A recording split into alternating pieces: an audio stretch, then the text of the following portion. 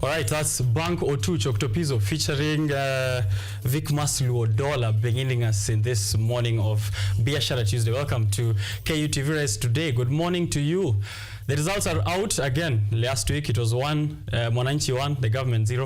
This week results are in, Mwananchi 1, government 1. This is after President William Ruto recalled 6 of the cabinet secretaries that he had already fired when he dissolved his cabinet, save for the deputy president and the prime cabinet secretary. So 6 of them coming back in a first list of 10 CSs who've been reappointed. 6 have been reappointed, 4 new ones to be tabled in parliament for approval. But before I get ahead of myself, because that was my update for a bit later, I just want to welcome you to this show and ask you to interact with us on social platforms at KUTV Kenya, at Richard_OKENYE. If you leave your comment there, I'll be able to see it. If you use the hashtag Rise Today, the hashtag Biashara Tuesday, I'll see your feedback and also be able to give you a shout out. There's a lot to speak about here on the show this morning. The finance bill of 2024, the big monster that began all this anti-government protest, is actually back and will be showing its face in Parliament when it resumes sessions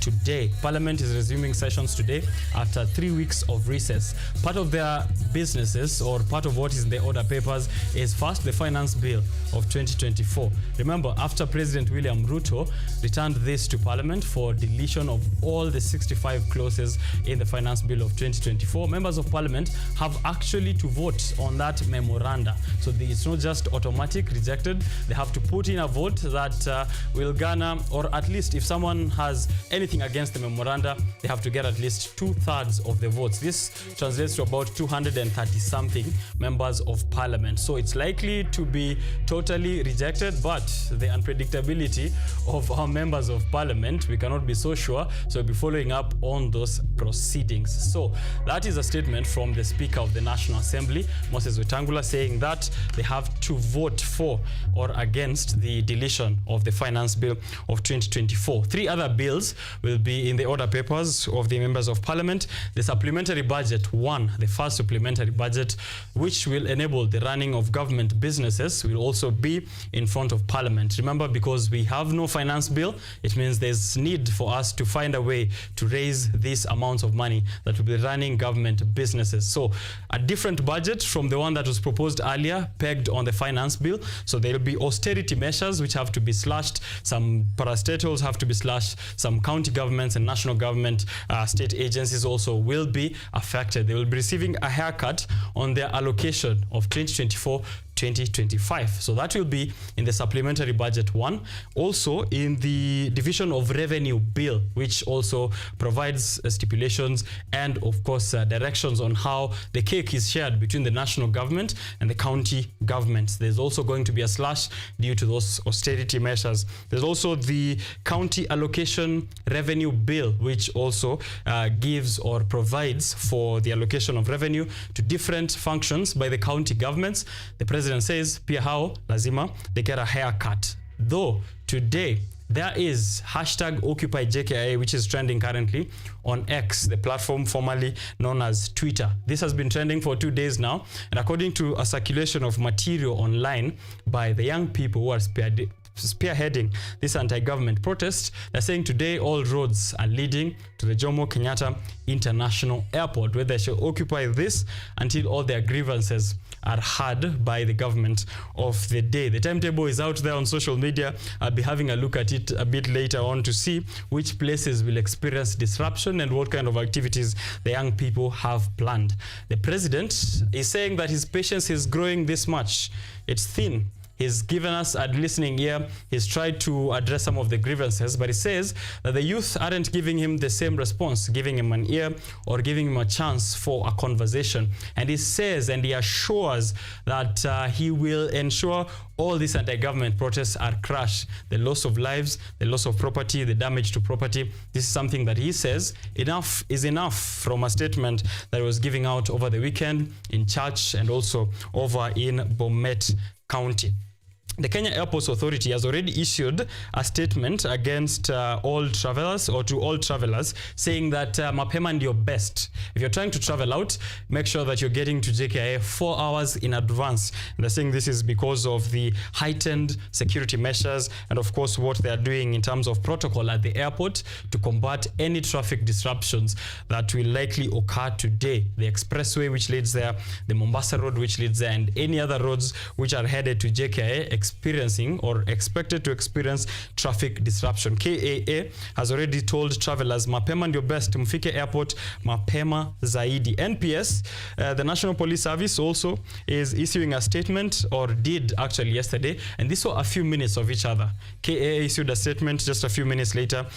We saw the National Police Service also releasing an alert. Very incredible scenes we are seeing here. Very surprised, actually, to be frank, that they took this with utmost seriousness. But according to NPS, they're saying there are protected areas, part of which are right inside of JKIA. These include the LPG plant and the petroleum depot, which is situated at the Embakasi Aviation Depot right within JKIA. They're saying these are protected areas, and anyone who's found trespassing within these areas will face the full force of the law. This offense is punishable by law. So today, after that scoreline of Mwananchi 1 and Government 1, we'll see who will be up by the end of the day. Will they actually occupy JKIA, and how is the government prepared for this kind of activity?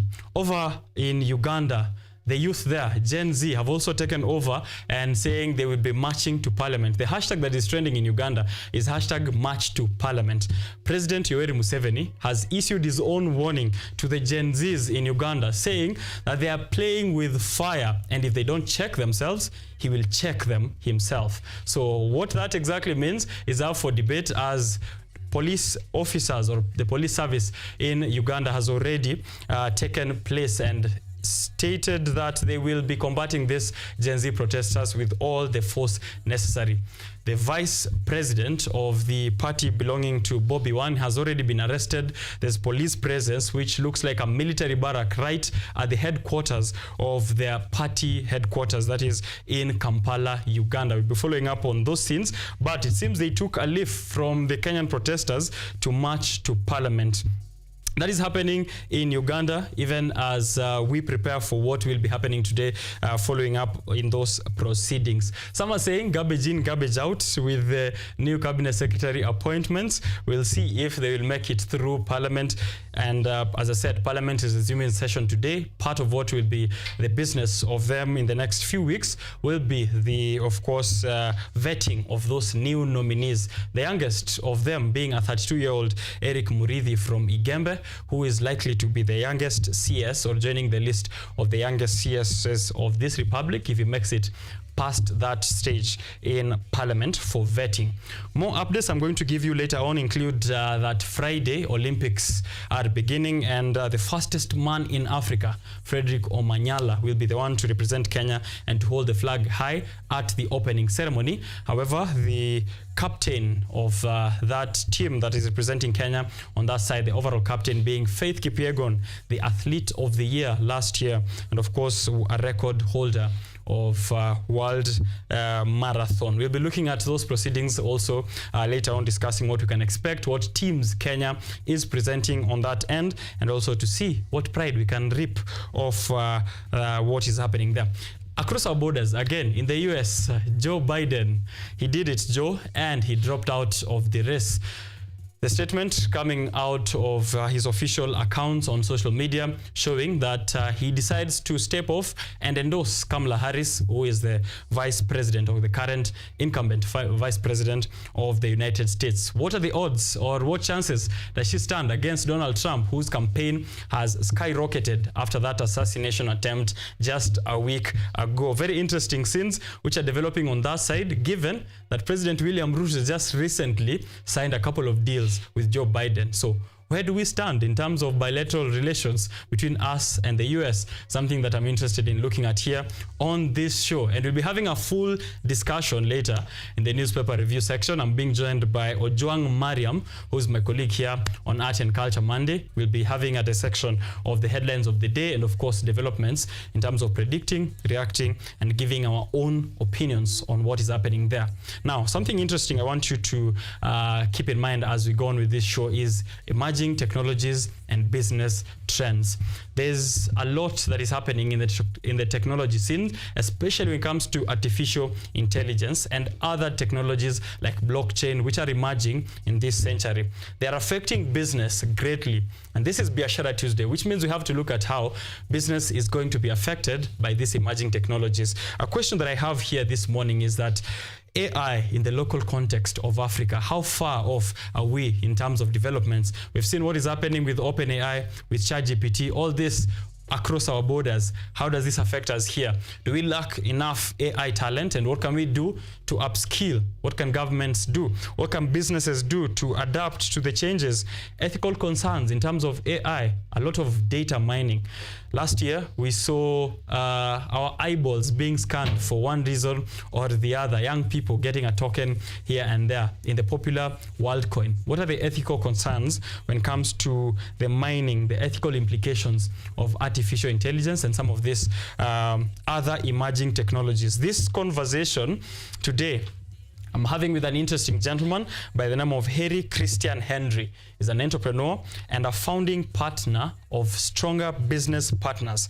Stronger Business Partners is a venture which is based in London and the York. They also, or what they do and specialize in is acquisition of SMEs and companies which are in the space of providing software for enterprises. So for businesses who want to be profitable or want to integrate technology into their businesses, this is what Stronger Business Partners is doing. Harry Christian Henry has been doing it since 2021, where he's been a founding partner, but he has extensive experience in the world of emerging technologies and business trends and also in digital media. So I'll be having a conversation with him just after this introduction. So please make sure that you are tuning in and giving me your questions on emerging technologies. He'll be joining us on virtual, which is online. Therefore, please tune into that. Unfortunately, we couldn't have him here because of the disruption in the major highways which are leading to the studio and out of the studio, Occupy JKIA, which is happening today. But the conversation is still as intact as we had prepared it. So you want to tune into that and know how exactly can you prepare yourself for the technologies of the future and for your business to survive these technologies. There's so much that I could tell you we have prepared, so it's important that you just tune in yourself all the way to the end. Give us your feedback. Tell us where you're watching from. We are streaming live on YouTube, KUTV Kenya. Again, leave a comment there. Anyone else would like to tune into the show, please do let them know that we are live and appear to pair shout out. One thing I'm going to do is look at the roads, see how the build-up is looking like so far before you go out, so that you know if you're going to work or you've been offered a de facto holiday by the Gen Zs of this country. So give me those updates. I'll be right back with them. My name is Richard OKENYE. This is Biashara Tuesday. Let's have fun.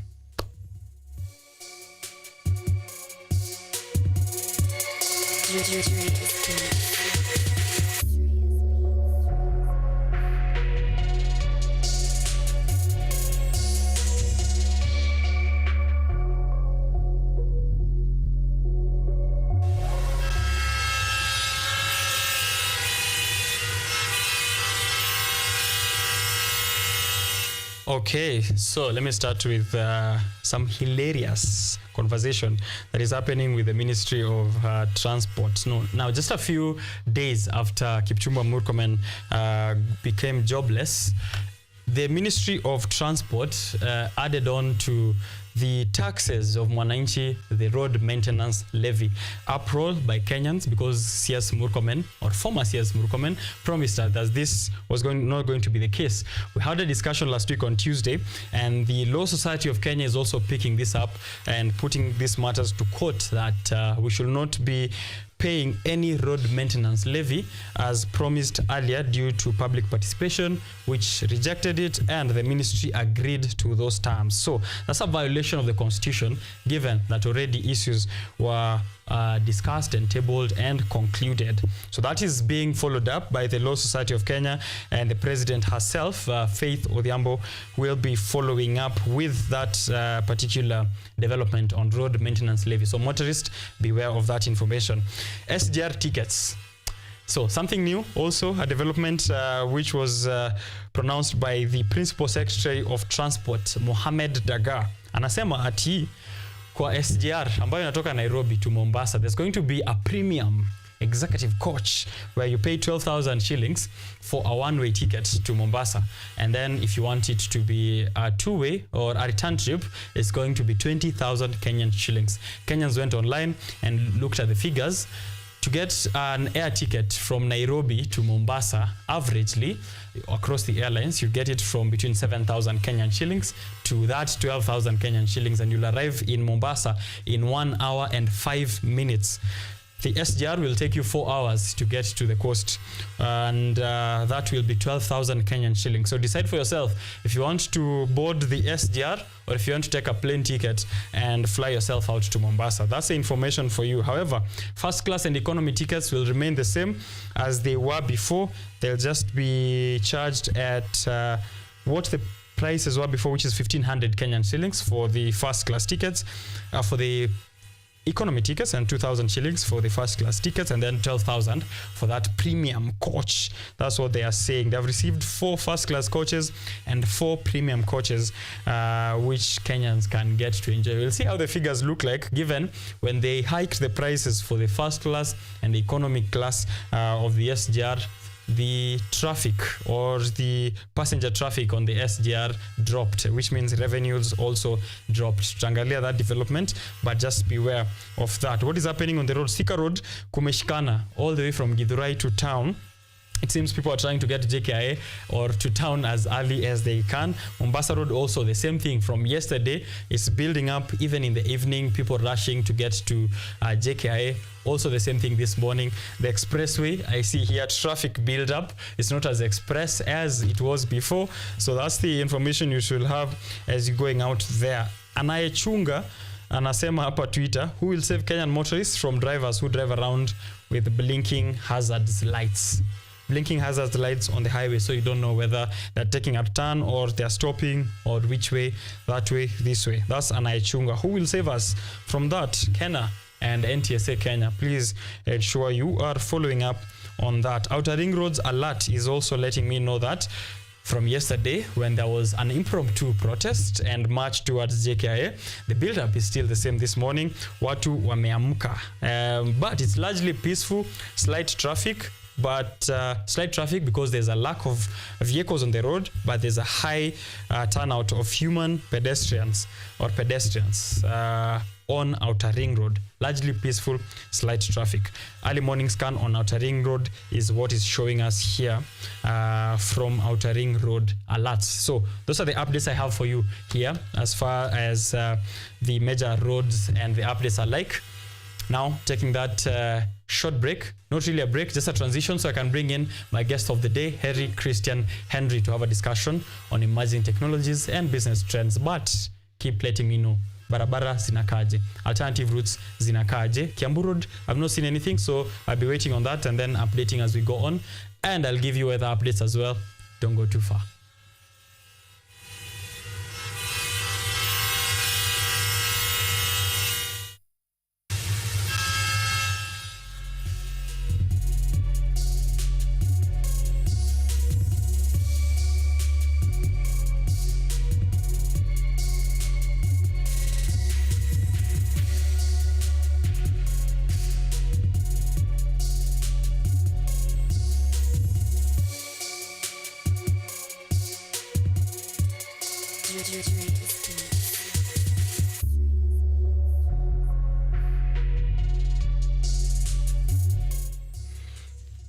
All right, just right about a few minutes from now, we'll be having a conversation, but later on as well, tutakuwa tumekaa hapa na Ojwang Mariam. He's already tweeted saying, wadau, leo anaonyesha mahali alitangaza Mahiga Primary School in Kahawa West, alafu ilikuwa Roysambu Derby.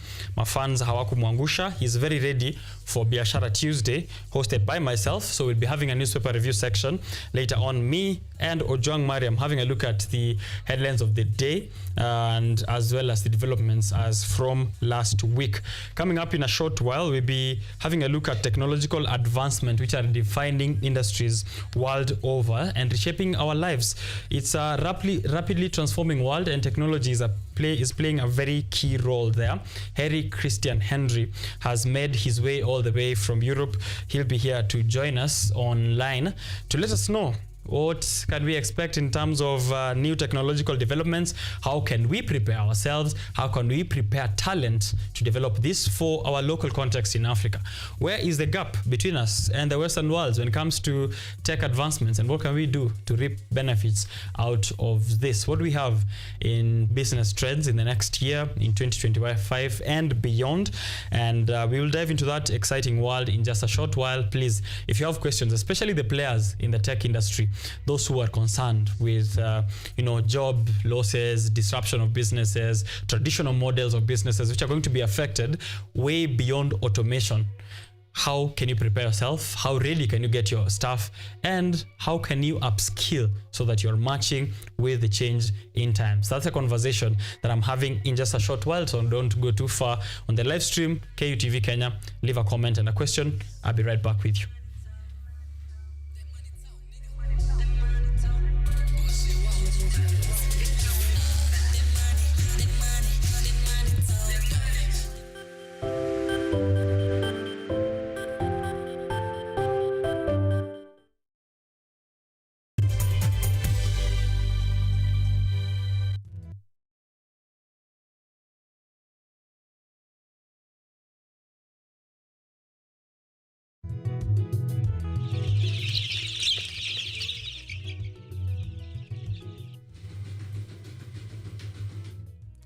Kaunti maarufu kwa kuzalisha maziwa na ukuzaji wa majani chai. Pia, serikali ya kaunti inawahimiza wakulima kukumbatia mitindo mingine ya kilimo kuzidisha mapato. Kama kuna kikundi moja inafanya biashara ya kuuza kuku, hao pia tumewafadhili kuwafunza jinsi ya kuhandle zile kuku kwa sababu wanaleta kwa wingi.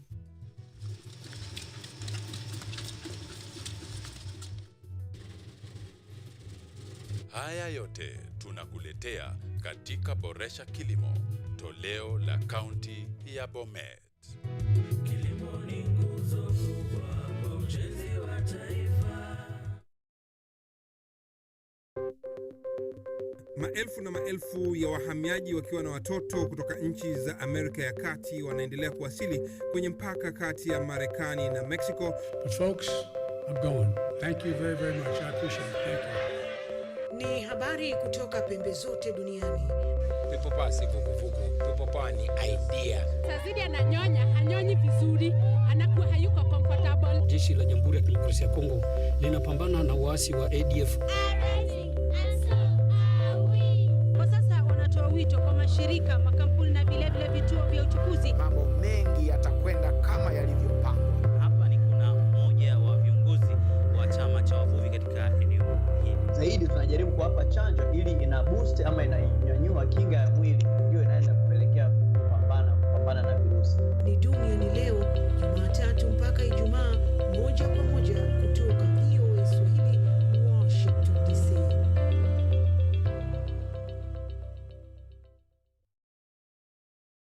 Are you an aspiring media practitioner, a graduate, or you just want to advance your skills in television production? Then welcome to Kenyatta University, where education meets innovation. KUTV, the premier university television station in Kenya, is now offering short courses in TV studio, field technical operations, and video editing.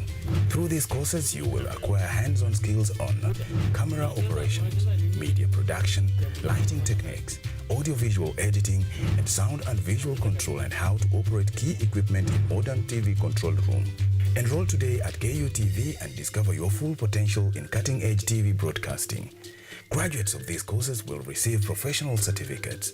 For more information, visit our offices at KUTV Studios or call us on 020-870-4252 or 020-870-4255 or SMS us on 0739-110-544. KUTV, a new experience.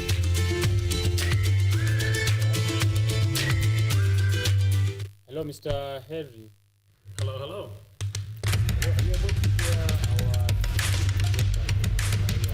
Access to knowledge. Are you able to hear what's on air at the moment? No, I can only hear you. Just a second, we are just finishing up with the technical setup. No problem. As long as the tech works, everything's good. Pursuing your rights and repossessing your property, intellectual or material. This and more only on Law Matters.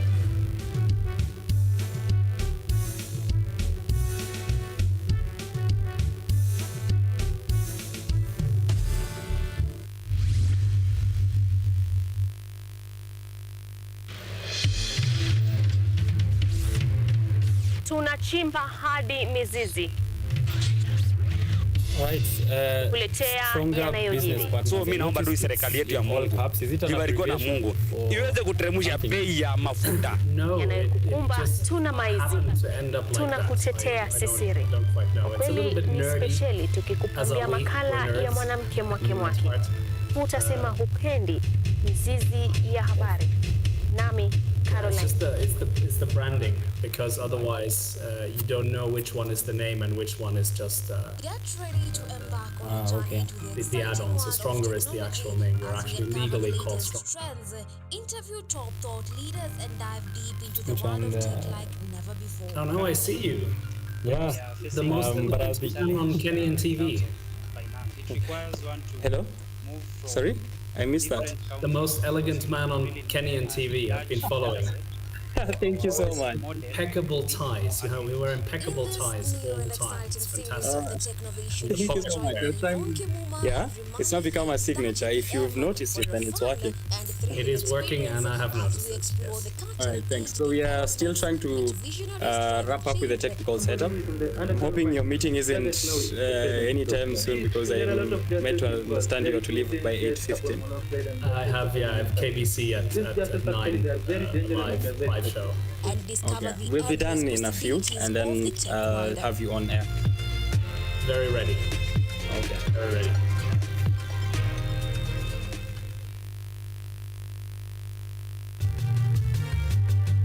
Hakufanikiwa kuendelea na masomo yake baada ya darasa la 8. Nimefika class 8, masomo yangu imefika hapo, sijaenda form 1, sijaenda mahali pengine. Akawa kama mtumwa ndani ya ndoa yake. Mzee ako Nairobi, niko hapo kwa nyumba. Pesa zilikuwa zinatumiwa mama, sikuwa napata pesa hata kidogo.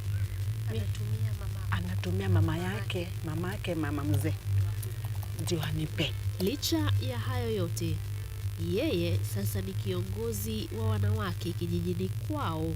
Haya utayapata katika simulizi yake Jumatano hii ndani ya kipindi cha Mwanamke Mwake Mwake, nami Caroline Kimwele.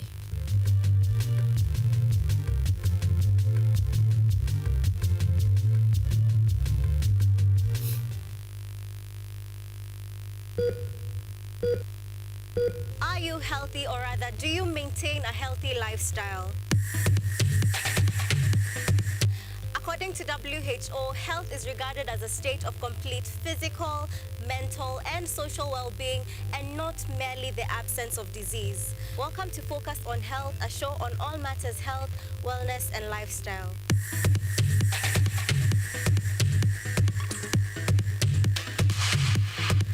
On this show, we cover a wide variety of topics inclusive of, but not limited to, dental, optical, mental, reproductive health, and so much more.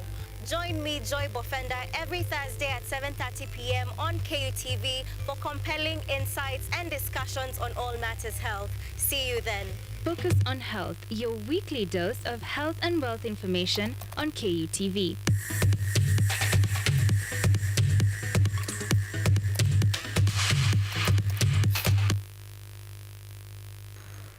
They are powerful and influential.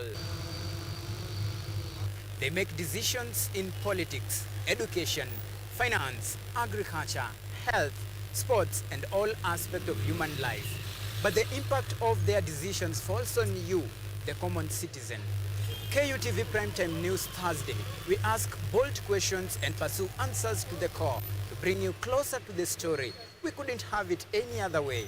Join me, Auma Evans, as I raise matters of social concern to raise your voice from the background to the foreground. Every Thursday and Saturday at 9 p.m. only on KUTV.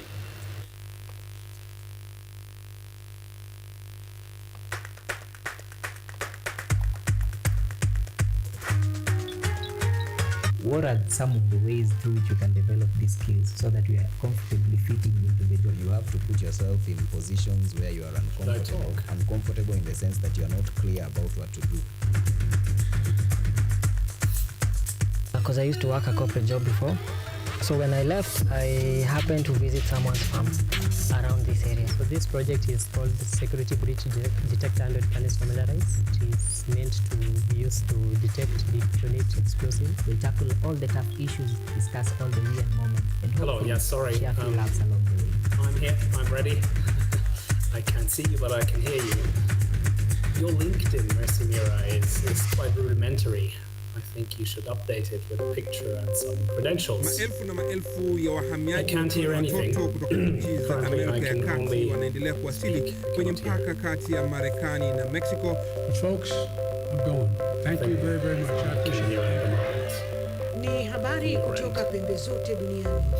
Pepo basi vuguvugu, pepo pani idea. Sazidi ananyonya, hanyonyi vizuri, anakuwa hayuko comfortable. Jeshi la Jamhuri ya Kidemokrasia ya Kongo linapambana na uasi wa ADF. So either the laptop needs a microphone or you need to have the laptop very, very close to the person live on air. Otherwise, that's unlikely to work.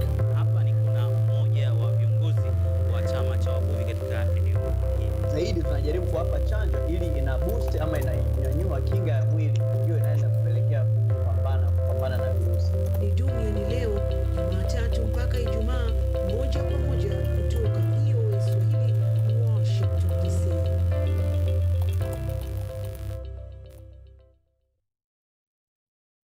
Are you an aspiring media practitioner, a graduate, or you just want to advance your skills in television production? Then welcome to Kenyatta University, where education meets innovation. KUTV, the premier university television station in Kenya, is now offering short courses in TV studio, field technical operations, and video editing. Through these courses, you will acquire hands-on skills on camera operations, media production, lighting techniques, audiovisual editing, and sound and visual control, and how to operate key equipment in modern TV control room. Enroll today at KUTV and discover your full potential in cutting-edge TV broadcasting. Graduates of these courses will receive professional certificates. For more information, visit our offices at KUTV Studios or call us on 020-870-4252 or 020-870-4255 or SMS us on 0739-110-544. KUTV, a new experience.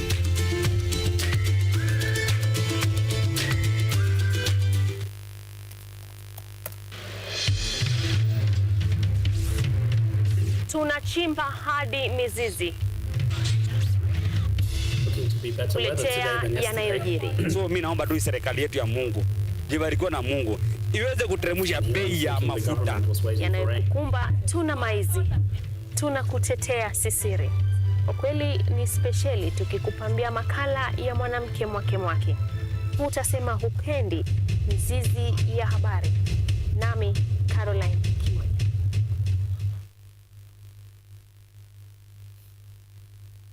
Get ready to embark on a journey into the exciting world of technology as we uncover the latest trends, interview top thought leaders, and dive deep into the world of tech like never before. Currently, we are facing the challenge in terms of finance. It requires one to move from different counties because we really need a large data set for our model to be more accurate. In this new and exciting series of the Technovation Show, join me, Yvonne Kimuma, every Monday, 8:30 p.m. for a fun and thrilling experience as we explore the cutting-edge developments, meet visionaries driving change. Somebody who is in the underground mine doesn't know the presence of those gases. So there are a lot of gases involved. There is methane, there is carbon monoxide, and there's also hydrogen sulfide. These gases actually, they are very dangerous and they're very toxic. And discover the endless possibilities of the tech world.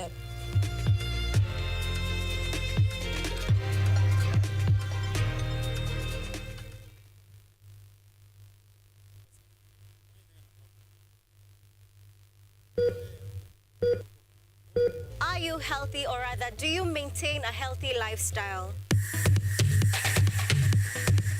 According to WHO, health is regarded as a state of complete physical, mental, and social well-being, and not merely the absence of disease. Welcome to Focus on Health, a show on all matters health, wellness, and lifestyle.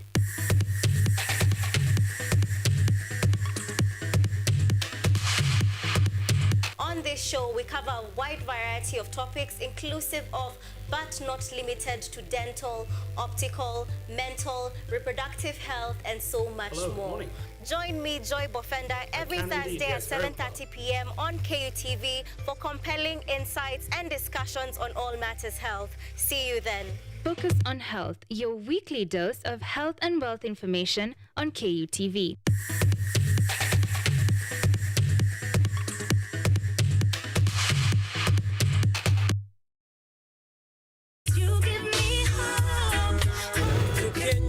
This is my jam down. I say man, I will never give up. Na hata nikisota the way. Show me something. Everybody wanna feel like me. You is like a river. Real thing, if I never mama, I wouldn't believe it. Give me when I say just like. Get ready to embark on a journey into the exciting world of technology as we uncover the latest trends, interview top thought leaders, and dive deep into the world of tech like never before. Currently, we are facing the challenge in terms of finance. It requires one to move from different counties because we really need a large data set for our model to be more accurate. In this new and exciting series of the Technovation Show, join me, Yvonne Kimuma, every Monday, 8:30 p.m. for a fun and thrilling experience as we explore the cutting-edge developments, meet visionaries driving change. Somebody who is in the underground mine doesn't know the presence of those gases. So there are a lot of gases involved. There is methane, there is carbon monoxide, and there's also hydrogen sulfide. These gases actually, they are very dangerous and they're very toxic. And discover the endless possibilities of the tech world.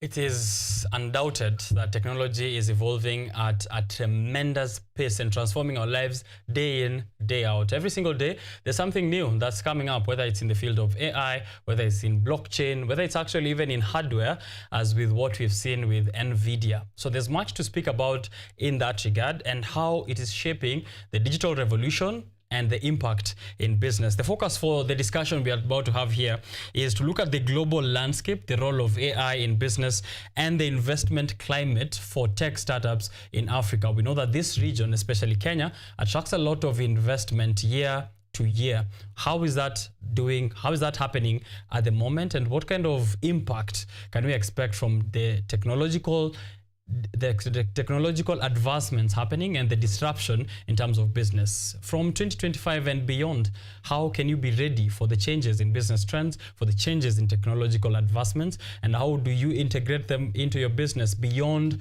automation? How's this going to affect you? Ethical consideration in the development of emerging technologies, also a concern that I had here, and I'll be putting it to task with a guest who's joining us on live, right on the live stream here on KUTV Kenya, will be Harry Christian Henry. He is a seasoned serial entrepreneur, juggling both corporate and startups. He has been doing a long career in management consulting and also a founder of SBP, which is Stronger Business Partners. Stronger is a serial acquirer of SME software and tech companies. You can have a look at his LinkedIn profile. Very impressive, the work that he's been able to do so far, and we are glad that we are creating time, and he's also be able to create time for us here to talk about business and also to talk about technology. So let me allow him to introduce himself first to our viewers for the first time here joining us on Biashara Tuesday, and then we'll get to the questions that I have and also what you will be giving us on social platforms at KUTV Kenya. Mr. Henry, welcome and good morning. I know we are both in Nairobi, so it's morning for both of us. Welcome to the show. Good morning from Westlands. Wow, what an introduction, hard to follow, so I'll keep it very, very brief. My name is Harry Henry. I am a founding partner of Stronger Business Partners, and we buy small to medium-sized software companies. All right. Welcome to Biashara Tuesday. First, what brings you to this side of the world at around this time? So I have a long history here. So I'm originally, ethnically, I'm half from Madagascar, and I built my first business together with Kenyans and Tanzanians. So I've been in the region for a good 15 years. It's my spiritual home. I love coming here every chance I get. And I've also got a team of 3 people here in Nairobi. All right. And we are now going to be part of the team of people that you visit when you're coming to Nairobi for the next time. Now, let's get into the discussion, which is emerging technologies and business trends. I'd like us to first define what emerging technologies are for someone who's maybe getting to hear this for the first time. What are emerging technologies? Well, that's hard to define, but in simple terms, all the technologies that are just popping up now, but are not widely in use. And you actually, in your introduction, you asked a very, very important question, I think, very important for your listeners and people watching you. So what can we do to be ready? I mean, I feel like as a society, we're doing quite poorly at using what we already have. So if you think about all the AI that's already embedded into a lot of tools that we have, think about Microsoft Copilot. It's freely available to anyone who's using Microsoft right now, for example, or ChatGPT 4.0, or a myriad of other products. We're not using them yet, and we need to hurry up in using them. They're wonderful. Mm-hmm. I see now with colleagues who use them that they're 30 to 50% quicker at their tasks than colleagues who don't. So now is really the time to make yourself as familiar with them as with a mobile phone or any other technology that we've known for a while. Mm-hmm. How do you see the emerging technologies specifically shaping the landscape in Africa for business? And also, maybe are there specific opportunities that are available for us now, depending on the place we are in terms of development of these emerging technologies? Are there specific opportunities or challenges that we are experiencing in this side of the world in Africa? And also how you see this impacting or shaping business in Africa? So I want to be specific to East Africa and Kenya because I care about this region the most, and I know it the best, I feel. So you have a huge opportunity on your hands right now because Kenya's affinity to technology is very high, right? You've leapfrogged a number of developments that other countries have had. So for instance, you went straight to mobile phones rather than having landlines. You went straight to M-Pesa. You cut out the tediousness of going to a bank all the time. So you have a high affinity to use these kinds of tools, and I think that'll serve you really well as a society. I think the risk is that people are missing the boat, that people are too slow in adopting the new ways of working, and that we end up falling behind. Do you want a very concrete example of where AI at the moment is replacing people, right? So automation you mentioned as well, but beyond that, because we want to use technologies in a way that allows the technology to learn. So imagine a company that gets let's say 5 to 10,000 requests for a quote every week through their email, right? So someone writes an email, says, hey, can you deliver this to location X in quantity Y? Now, this is a lot of work for an employee to look at, go with that email and look at whether they have things available or not. We've already built an AI with one of my portfolio companies where the AI just basically, or the algorithm just basically reads that email and within minutes is able to provide a quote. So the time to quote accurately is reduced from, let's say, 2 days to instantaneous. Right? So that massively shapes how the people in that employee work, and there will be some employees who will no longer work, unfortunately, on those things because you don't need a human to quote most of the time. You just need someone to supervise the output. And this is a tiny example.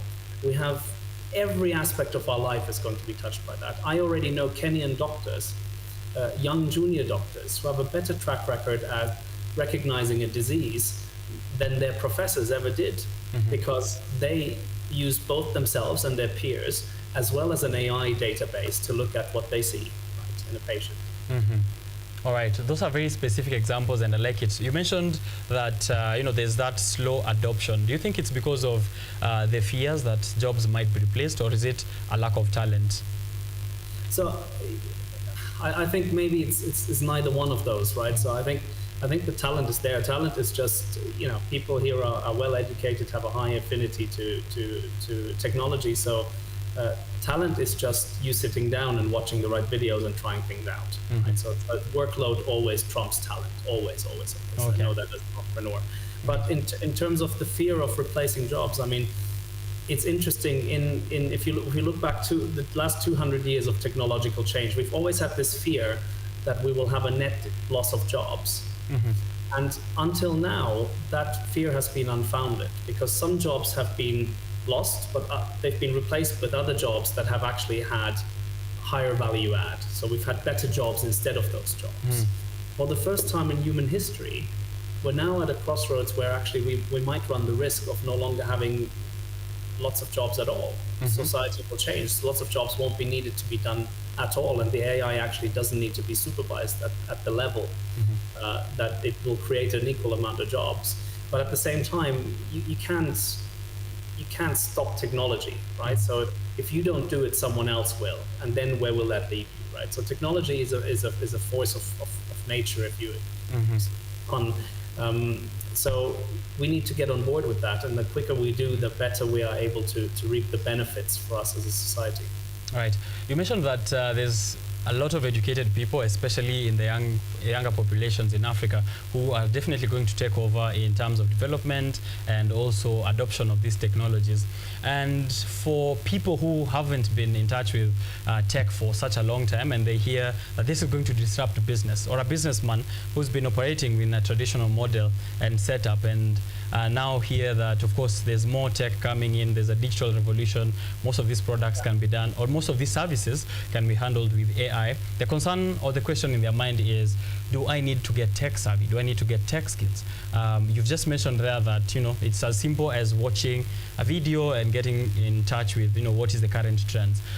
Is it that simple? And could you maybe provide other simpler ways in which people can think around this, so that it's not a threat that I have to learn how to code, or I have to understand the details of data science and data analytics for my business? Yeah, so I think it's not as simple as that. I mean, we need to spend a bit more time on that expertise. But if you think about it in terms of behavioral science, right? So everything that's been around before you're 18 years old is the natural way of things. Everything that happens between you're 18 and 35, we take as a great career opportunity. And anything that happens after we're 35, we tend to perceive as a threat and as unnatural and should be banned. Right? That's just how our mind works. And unfortunately, my message to those who are a little bit older and say, well, I don't need this, or I've never needed social media or whatnot, you don't have the luxury not to do this. People come back to me and say, yeah, but I didn't grow up with this technology. And I'm like, you didn't grow up driving a car either, and you figured it out. Right, and you're driving it anyway. You can't, exactly. So you cannot be intellectually lazy around this, or you will be gone from the market. I mean, Nairobi is an area of high disruption. You see I come here 3, 4, 5 times a year when I have the luxury, at least a couple times a year, and every time something has disappeared and something has come in its place, right? So look at the delivery apps and all these developments. And I think my advice is gather some momentum, have a look at what's already available. It doesn't have to be rocket science. You don't need to learn to code. But for instance, if you go into your Microsoft Outlook that many of those business people you refer to use, it already has AI. You just need to go and type something in that line and ask the AI to do something for you. And it's called Copilot, and then you learn. Right? Yeah. It's not, by the way, we have my wife has a grandfather who's in his 90s, and he's completely tech savvy. So he does all of this. Right. He uses all of it, and he sees it as a great opportunity to be better connected with the world and to have it do tasks for him, which take him a lot of time, like writing emails. So it's not really age, it's your mental age. That's popular. We cannot afford to be intellectually lazy around this. I like that part especially. Now, when it comes to AI and it becomes more integrated into society, ethical concerns are something we cannot avoid. Last year, just as an example, we had WorldCoin come to Kenya, collect eye data of young people and give them a token in return for a digital token which they could exchange for cash. There's those concerns in terms of it's innovation, yes, but what about our data? How can businesses innovate and also think around innovation while at the same time having ethical considerations? Yeah, and that I would consider that kind of exchange highly unethical. So we need to, young people need to be very savvy around that. That is not a good thing to do. So I share your concerns, and I'm really quite concerned about this. I mean, if you think about deepfakes, for example, we went very quickly from bad fakes to not being able to really see what is a fake and what isn't. So, for instance, we know that in West Africa, the Nigerian election was massively influenced by the fact that there were over 80 videos circulating of former President Trump of the US endorsing one of the candidates. I don't think President Trump is aware of that candidate at all. I don't think he knows that he exists. But those videos were good enough for people to believe that they were genuine. And it needed a deepfake expert using an AI to figure out that these were not real. And if we are not able to determine whether a human is real or not, whether something is fact or fake at all anymore, then yes, humanity and democracy and humanity itself are at risk in my mind. So we need to be very, very quick globally together as the global community to look at ways to make sure that whoever owns an AI is held to a very high standard of what the AI can do and can't do. And this is a difficult task even for one person with one algorithm at their disposal, because the algorithm learns, and the algorithm at some stage might well decide it doesn't need humans anymore. All right.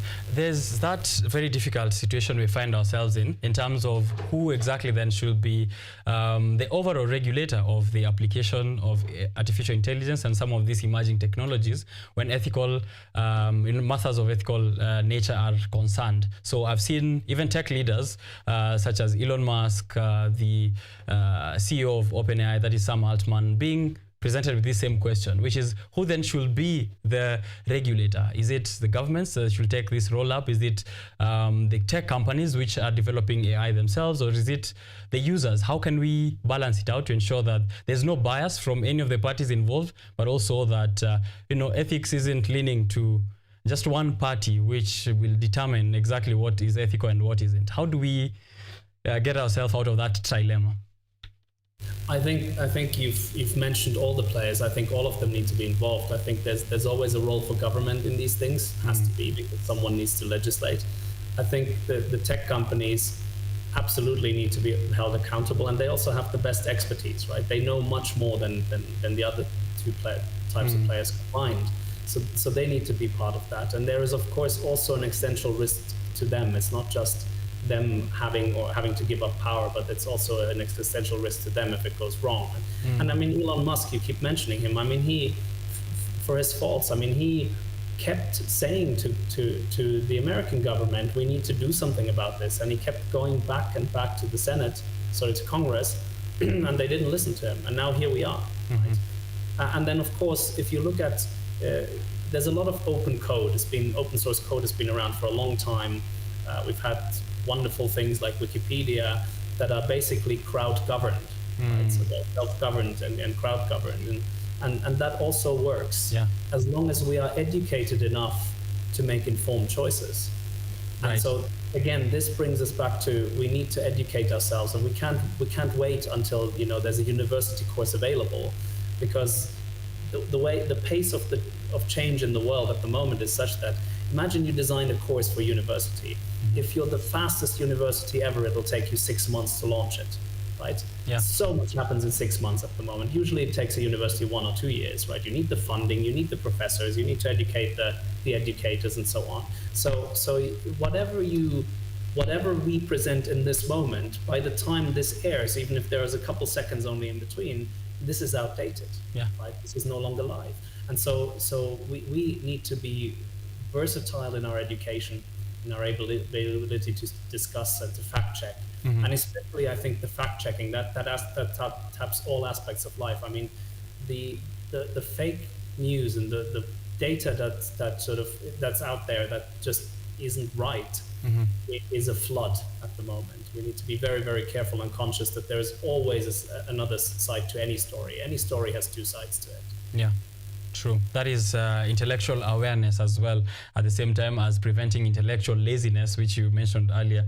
You are a founding partner at Stronger Business Partners, SBP, from way back in 2021. Could you let us in on the details of the activities and the kind of tech companies that you look at?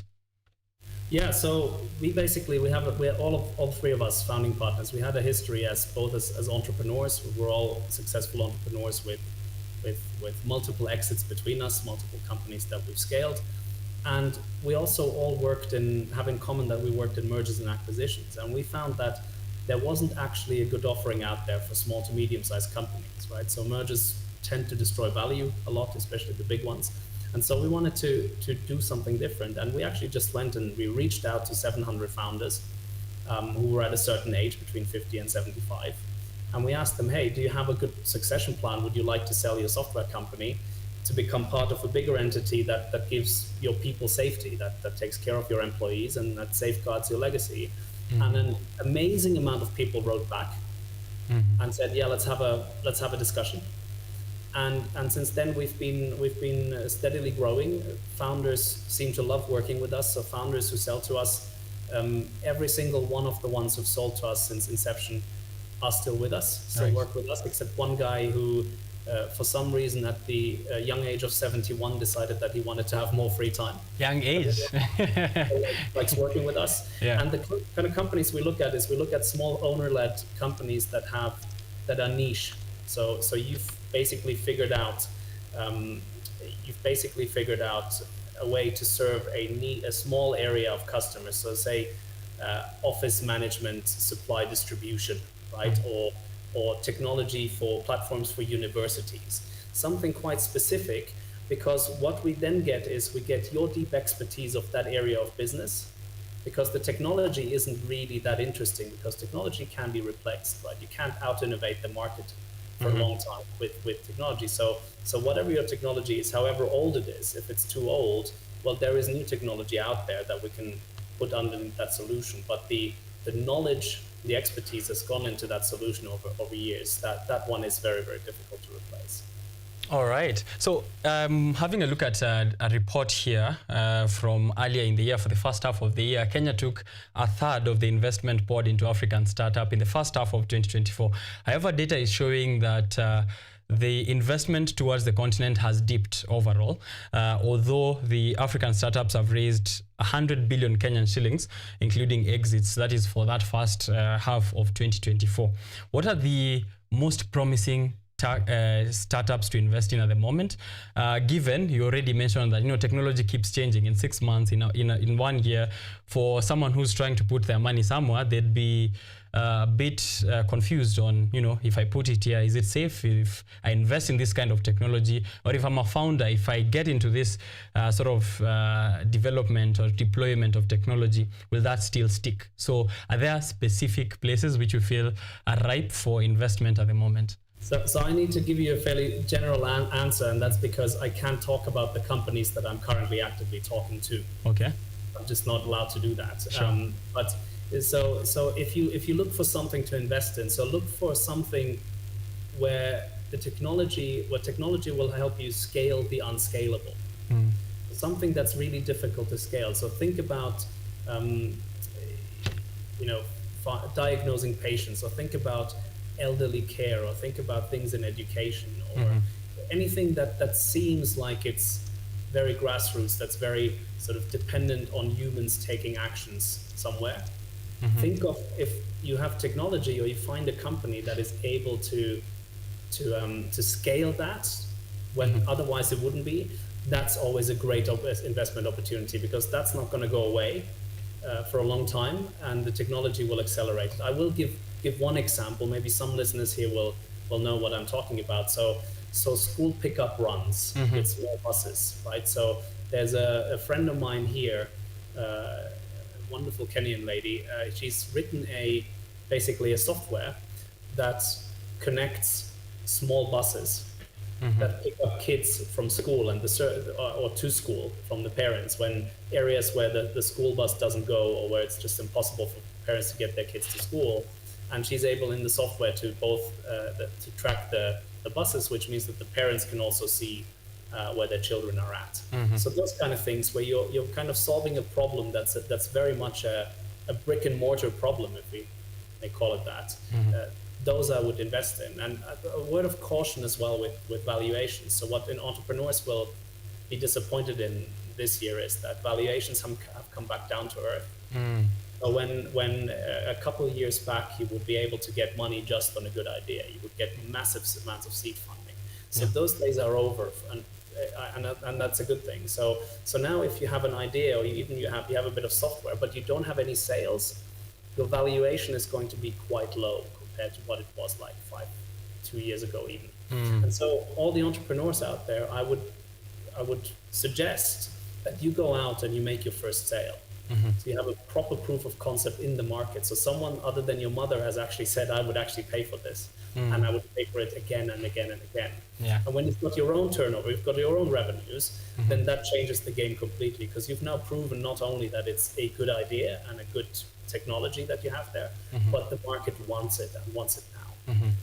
All right. It is 8:34 in the morning, and we had promised to let you out a bit earlier. I just have one last one, which is still on startups, and it's based on the figures I had here from the past 2 years in Kenya. At least 8 Kenyan-born tech startups have closed down, and they had raised close to 35 billion in investor funding in total. Some of them that you're aware of, sure, like Copia, which just closed this year. We have Twiga Foods, we have Sendi, and some others which couldn't work, like Safe Border. They seem to raise money and push on for a few months, and then suddenly shut down because is it an issue of the business model? Is it an issue of the climate of the tech startup ecosystem in this side? Is there something maybe that you've picked up? And as a word of advice for anyone who's already raised and are on their way to build up their company, how can they avoid that failure rate? So the first thing we need to establish is we need to know whether those are actually failures. They might not be. Right, so they might have been built in the wrong business model, and the founders have decided to take some of the money out and and rebuild the company or some of the ideas elsewhere. Then there are also a lot of companies, unfortunately, out there who are not that interested in building a great company. Not saying any of these are that, but they're interested in raising. And what they do is they raise a lot, round after round after round. They make a bit of money out of that, and at the same time, they build their own know-how significantly. And so the point is to raise and keep raising until you can sell to someone really big. And if someone really big doesn't buy you, well, then you've come to the end of your road, haven't you? Then you kind of, you're like, okay, that's the end now. So is that a failure? Publicly, we see that as a failure, but it can be a very lucrative business model. And it's high risk, high reward. It might work out. If not, then you've still learned a lot and you've made a bit of money on doing it. So not necessarily a failure in that sense. Then the other thing is, let's take it back to the really fundamentals in terms of why startups fail. And there's two top reasons. Number one isn't the product isn't good. Number one, globally, and also here, is no sales. Okay. You had a great idea, you had a great product, but you either didn't know how to sell it or the market just didn't like it. The end. The other one why startups fail, number two, by a good distance to the third one, which is then about product and things like that, is cash flow. And entrepreneurs not really understanding cash flow, right? And a very tangible example is, imagine, pardon me, you've got a contract and someone's going to pay you $1 million at the end of the month. And are you sure you're going to get it? But you need to pay all the salaries today. Yeah. So now you're technically close to being bankrupt, unless you get a lifeline from the bank or the investors. Now think about this multiplied a couple of times. You need to pay things now, you need to pay your suppliers, otherwise you can't make your product, but one of your customers doesn't pay and the other one is late. Yeah. And when that happens, when you get a cash flow squeeze, that's really when companies get in trouble, especially if the investors don't back you again and again in those. All right, so it's not really about the big figures that we see here being raised. It's about much more of the details that you've let us in on. All right, that is Harry Christian Henry, entrepreneur and founding partner at SBP. It's been an interesting conversation, and we have just run out of time. There's so much that we could speak about with you here. Just to let you go off with one last one. Beyond 2024, business trends that maybe that you could watch out for, and that entrepreneurs should be prepare themselves for the future. And then also maybe if you have any last remark there as your closing statement. Yeah, I think that, you know, where you need to look at as an entrepreneur, you shouldn't look at just a year or half a year. You look at mega trends, right? And the mega trends are still the same. It's demographic change, it's climate change, and it's economic and political unrest, where we need to inform everyone so that people have the correct facts and don't jump on bandwagons that are detrimental to the peace in our society. And a couple of other mega trends, right? So AI change, technological change. And as long as you align with those, you know, when the tide rises, so does your boat. All right. Your boat floats there. Thank you very much for creating time for us. I know you have other appointments and also showing up on TV later on. Thank you for creating time for us here. And we are hoping that next time we can have you actually here in studio in person, because you have a lot more that you could speak about around these topics and conversations. I would love that, Richard. And I'll bring my pocket square next time. You seem Yes. Thank you very much for that compliment as well. Have a great day. Thank you so much. Have a great day too. All right, that is Mr. Henry Christian Henry. We could have had a whole hour to discuss, of course, much more of what is happening in terms of technology, innovation in the Republic, business trends. He's well informed, has over 10 years in management consulting, and also a founding partner at Stronger Business Partners. I'll be looking out for your messages. If you want to reach out to him, if you have a business that's currently needs input from a consultant, that is a chance for you to help you link with him. So reach out to us on social platforms. We are streaming live still at KUTV Kenya. So if you check out the live stream on YouTube, KUTV Kenya Live, you'll be able to follow up with the conversations. The people I'm seeing on the live stream, thank you for tuning in. Let me just give you a shout out. Liz is putting a fire emoji there. Thank you. Trevor Totona, good morning, OKENYE. Thanks for providing us with financial intelligence every Tuesday on this show. That's what we do. That's the best thing to find here on the morning of Rise Today, every Tuesday, Biashara Tuesday, financial information, business information, and also technology, because tech, business, same thing these days, yeah? Crispy Media TV tuned in from Meru County. Asante sana. Justin Akinyi, good morning. Richard, great show.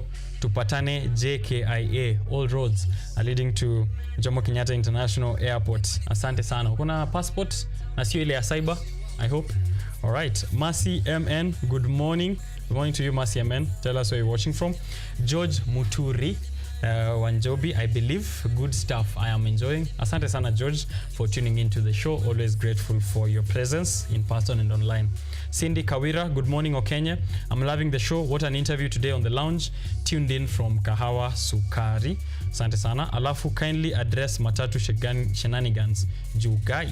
What is happening with matatus? Hakuna matatus kwa barabara?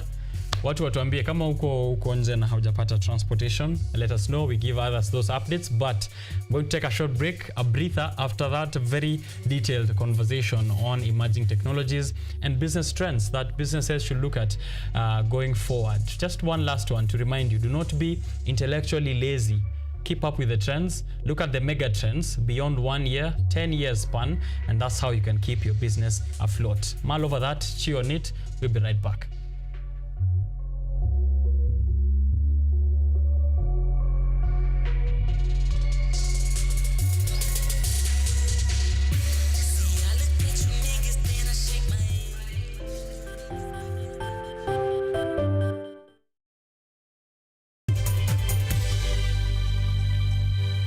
Are you an aspiring media practitioner, a graduate, or you just want to advance your skills in television production? Then welcome to Kenyatta University, where education meets innovation. KUTV, the premier university television station in Kenya, is now offering short courses in TV studio, field technical operations, and video editing. Through these courses, you will acquire hands-on skills on camera operations, media production, lighting techniques, audiovisual editing, and sound and visual control, and how to operate key equipment in modern TV control room. Enroll today at KUTV and discover your full potential in cutting-edge TV broadcasting. Graduates of these courses will receive professional certificates. For more information, visit our offices at KUTV Studios or call us on 020-870-4252 or 020-870-4255 or SMS us on 0739-110-544. KUTV, a new experience.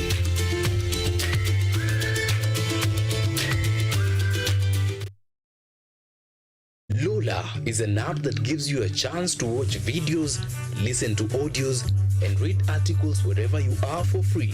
Motivational stories, dramas, campus life, technology, lifestyle, adventure, sports, academics, jobs, entertainment, and more. Download Lola now on Play Store.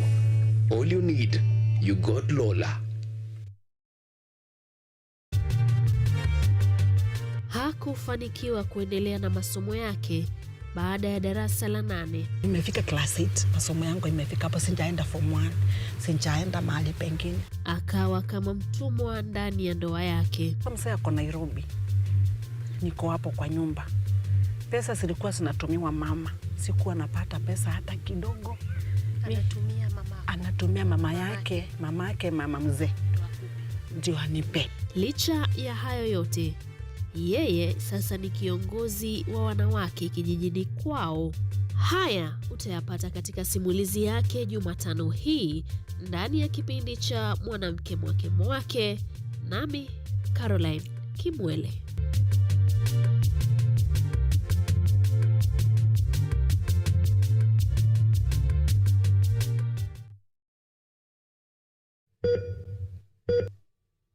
Are you healthy, or rather, do you maintain a healthy lifestyle? According to WHO, health is regarded as a state of complete physical, mental, and social well-being, and not merely the absence of disease. Welcome to Focus on Health, a show on all matters health, wellness, and lifestyle.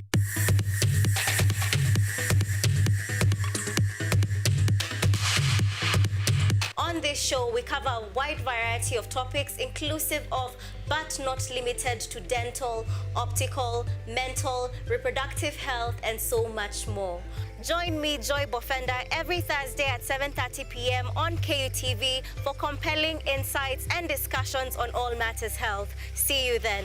Focus on Health, your weekly dose of health and wealth information on KUTV.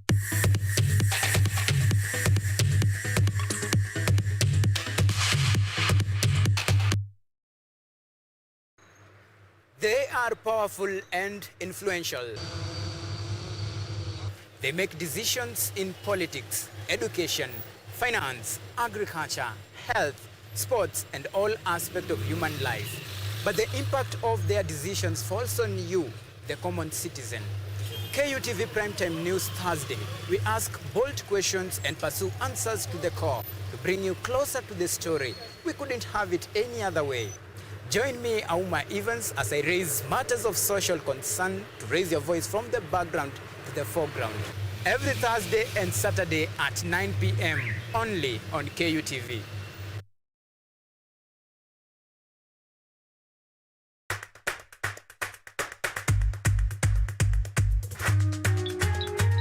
What are some of the ways through which you can develop these skills so that you are comfortably fitting into the job? You have to put yourself in positions where you are uncomfortable. Uncomfortable in the sense that you are not clear about what to do.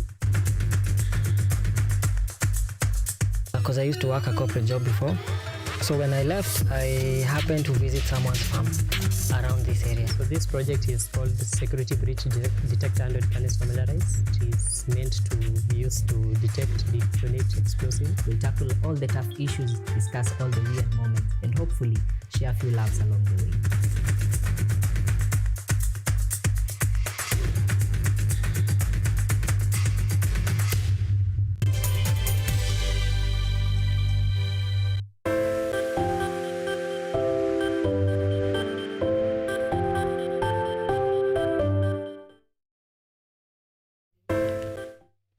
Thank you for keeping it here still. This is Biashara Tuesday on the live stream KUTV Kenya and also on social platforms, and the hashtag Rise Today, hashtag Biashara Tuesday.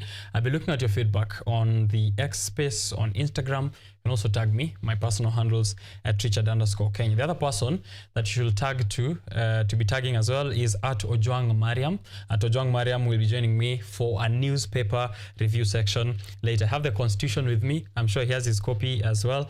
Tukiangalia Constitution. I have the Business Daily today, the Standard, the Star, and the Daily Nation. I'll let you in of the details of the headlines. But in the meantime, first is to look at what the reporters from KUTV Newsroom have been able to collect and gather within our borders and beyond, so that we give those updates for you to be up to date before you're going on with your day. And then we're back with matters of Biashara Tuesday. These are the news updates coming to you in a few.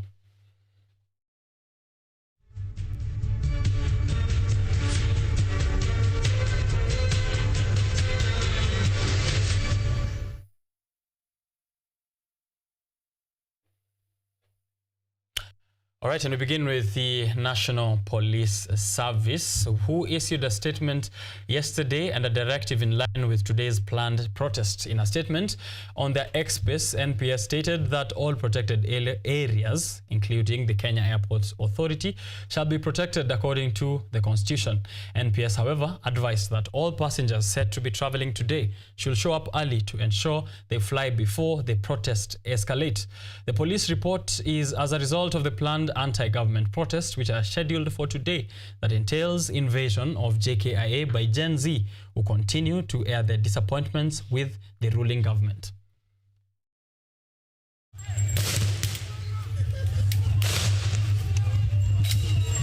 Kenya is at a risk of collapsing with the ongoing protests continuing to escalate amidst President Ruto making several changes in his cabinet, rejecting the finance bill and reforming the police service, just to mention but a few. The differences between President William Ruto and Gen Zs has now taken a month to come up with a way forward on which direction Kenya should take. The protest started as a result of asserting the finance bill into law, where Generation Z turned up in the streets calling on the government to reject the bill. Ruto went forward and rejected the bill. However, this was done so after pressure piled up on members of parliament who had to run for their lives after Gen Z invaded parliament. The protest did not stop there, with demonstrators calling on President Ruto to make changes in his government. The demonstration seemed to take a different trajectory when looters invaded the ongoing protest, causing loss and destruction of properties, something that has been highly condemned by leaders. The protests have so far taken lives of about 50 people who succumbed due to police brutality. In the streets of Nairobi, the protests have seen police being forced to use force to disperse the hundreds of Gen Zs who continue to come forward calling on the government to step down. President William Ruto has tried to engage with Gen Z through X Space. However, his interest to convince the Gen Z hit a dead end.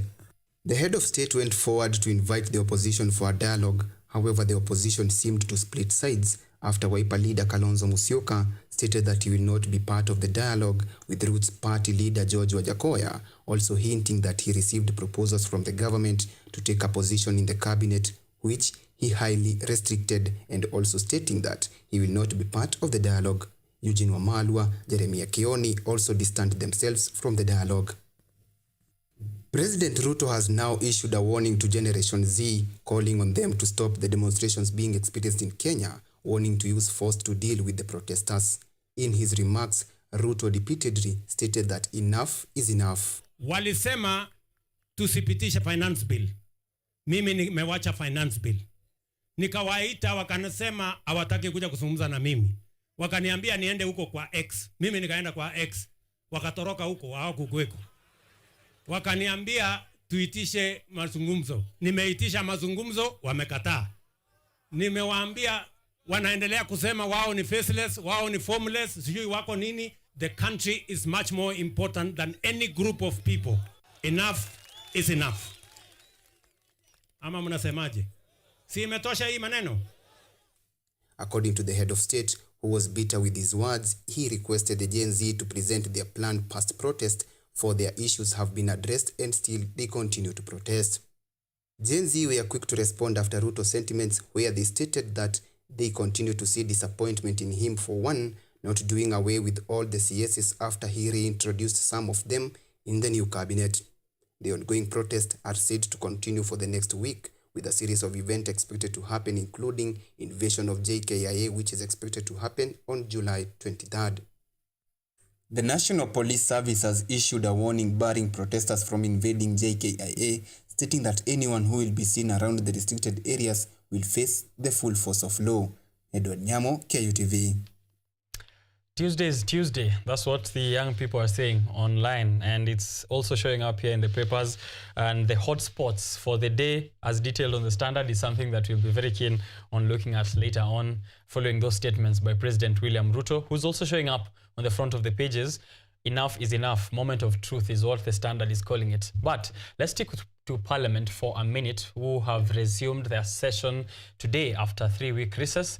And on top of the table are 11 Cabinet Secretary nominees who await confirmation by the August House after nomination by the President, as well as the constitution of the IEBC selection panel in line with the IEBC bill signed by President Ruto earlier this month. The Finance Bill 2024 is also set to make a return, as after President William Ruto declined to sign the bill, members of Parliament are now expected to vote on whether the bill will be overhauled or not. So that's happening in the next few days. The 4 bills which are presented, as I said earlier on in Parliament, from the Finance Bill of 2024, which is undergoing voting, the supplementary budget, the first supplementary budget. We also have the Division of Revenue Bill, which is also the share between national government and county, and also the budget expenditure for counties, known as the County Allocation of Revenue Bill, and then the IEBC selection panel, which should be constituted by the end of the week. We should have a list of people who are responsible for the selection of IEBC commissioners. Now, moving on to other matters, in Kenyatta University, students have expressed their concerns over increased incidents of mugging and attacks during the night around the Kenyatta Market area, KM, which is behind the university. According to residents, some of those perpetrating the violence are former students who have sunk into unemployment and drug abuse that has turned them into nighttime criminals. Kenyatta University, an enormous institution by all standards. Thousands flock this institution in search of light and knowledge. Some of them are lucky to secure accommodation within campus. However, the remaining lot, who are the majority, seek a roof in the settlement behind the university called KM. For KU students, KM is a haven of nightlife, but it's also a crucial shopping center due to its proximity. However, of late the oasis has been turned to hell. A den of robbers come out at nightfall and wreak havoc on young and naive students. Samuel Odhiambo is a victim of violent robbery. He tells us how, together with his friend, they were roughed up, robbed a mobile phone, and aggressively injured. In that process of me talking to him to give me the phone back so that I could take it back to the owner, he lured me into this corner here where it was dark at that time.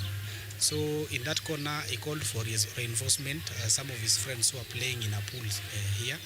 And that's where now the major incidents took place, where I also got hit on the head. I actually don't know by what specifically was hit. Samuel bears the fresh wounds of battery on his head, a stark mark of how dangerous the streets have become for KU students. The fact that I was beaten, I got hit, came out of that aggressiveness.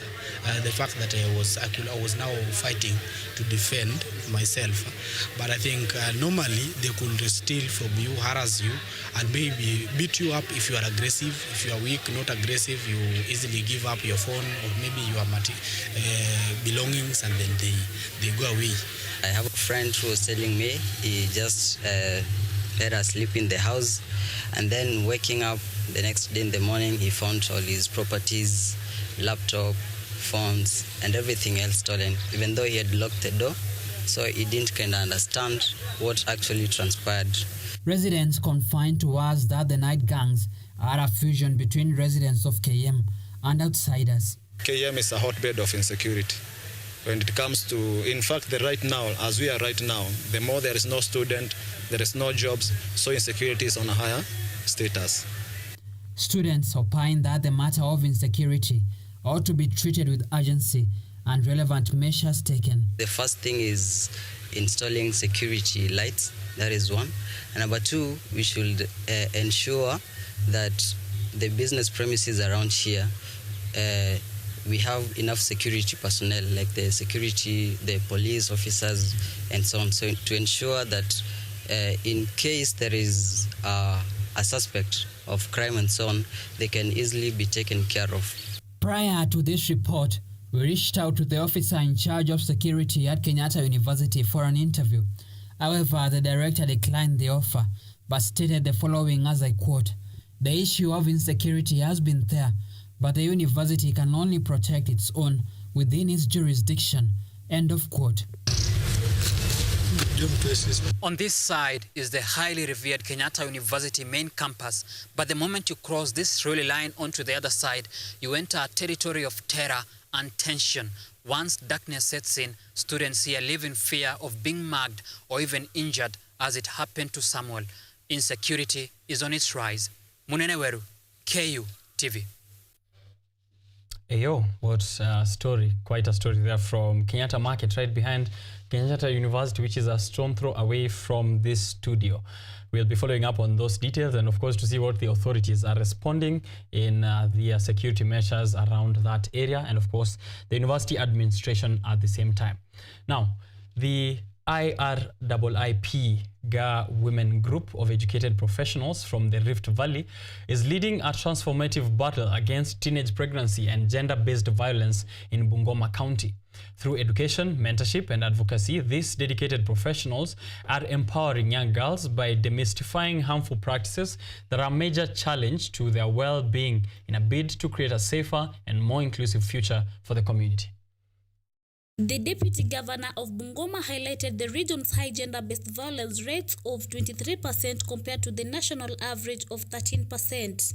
From 2016 to 2023, Bungoma has recorded 9,089 gender-based violence cases among girls aged 10 to 17 years. Additionally, in the same period, HIV infections among girls aged 10 to 24 years has reached 1,679, with 508 related deaths. Led by Dorobo Ngania, the group is focusing in educating young girls and distributing sanitary towels. Tumeletea wasichana sanitary towels tumewaletea pia lunch ili tukiweza tuweze kukaa pamoja nao. Mbatiani stated some of the factors contributing to the triple threat, including poverty, incest and patriarchal norms, and to combat these, the deputy governor is working with community elders and pushing the Bungoma County Sexual Gender-Based Violence Bill, which aims to establish sexual gender-based violence coordination units. Katika kaunti yetu ya Bungoma kwa muda mrefu tumekuwa na shida kubwa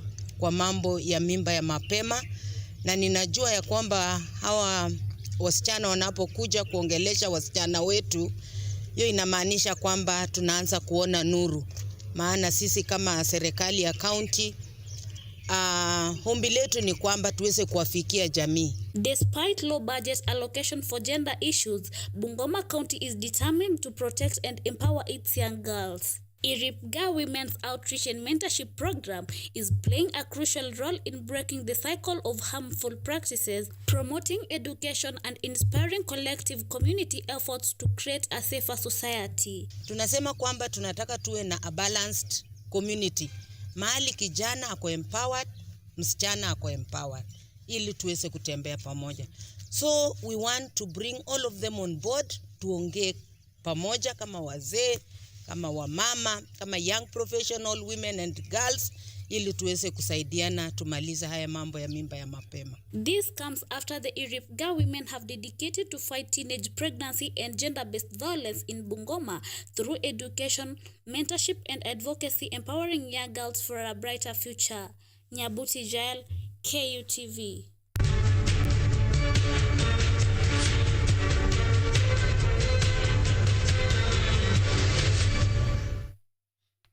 All right, that's what we have for you this far from KUTV Newsroom. Very glad to our reporters who have been able to compile those stories from within and without. And we'll continue, of course, with the updates that are there in the papers. So I have the Business Daily, which says Ruto retirement age order to cost taxpayers 24 billion Kenyan shillings. That is an additional amount on taxpayers to pay off public servants who will be retiring after attaining the age of 60 in line with the president's directive. Do we have that much money? That's a question we'll be answering in a few. Moment of truth as President William Ruto walks a tightrope between the civil society, the church, young protesters, and of course the opposition, which is looking to get a slot in the next announcement of cabinet secretaries. He says, enough is enough, but at what point will it be enough for the Mwananchi as well? That's a question of the day, and as presented in the Standard, the headline is Moment of Truth. For who is a question we will be answering with Ojwang Mariam. The Star, Kenya Airways risks ban in EU over safety, old aircrafts, accidents, near misses, lack of spare parts, substandard training. All of this affecting Kenya Airways, and they might be facing a ban from the European Union if nothing is done to improve, because since the last time they were told to improve, they haven't done that much. That's what the Star is informing us of this morning. The Daily Nation speaks of a crisis at the Treasury as it has failed to release 30 billion Kenyan shillings to the counties. So lengthy delays in scheduled disbursements of the 2023-2024 fiscal year have left the Council of Governors complaining that their services are being hampered and is contravening to the legal requirement that the equitable share of their revenues is remitted to them by the 15th of every single month. It's very interesting that there's a crisis in allocating monies to the counties at the very same time when members of parliament are coming back this week to discuss the division of revenue bill and also the county allocation revenue bill. What are they allocating exactly if no money is getting to the counties? A question that we'll be tackling later in a short while also with Ojwang Mariam. Before I go for that break and invite Bwana Mariam over, I have a comment here or a tweet. Is it called a tweet anymore? An X post. An X post from Mariga Dhoiti, who says, one of the saddest things this country has stolen is our imagination. We've lived in dysfunction for so long that it sounds unreasonable to demand for functional government services. We can't even imagine running water in our taps, garbage being collected, or schools with books. One of the saddest things in this country, the thing that we have stolen, is our imagination. We've lived in dysfunction for so long that it sounds unreasonable to demand for functional government services. Think about that. As I come back, I have the Constitution, I have the dailies with me. What do you have? I'll be checking out on social media. Don't go too far.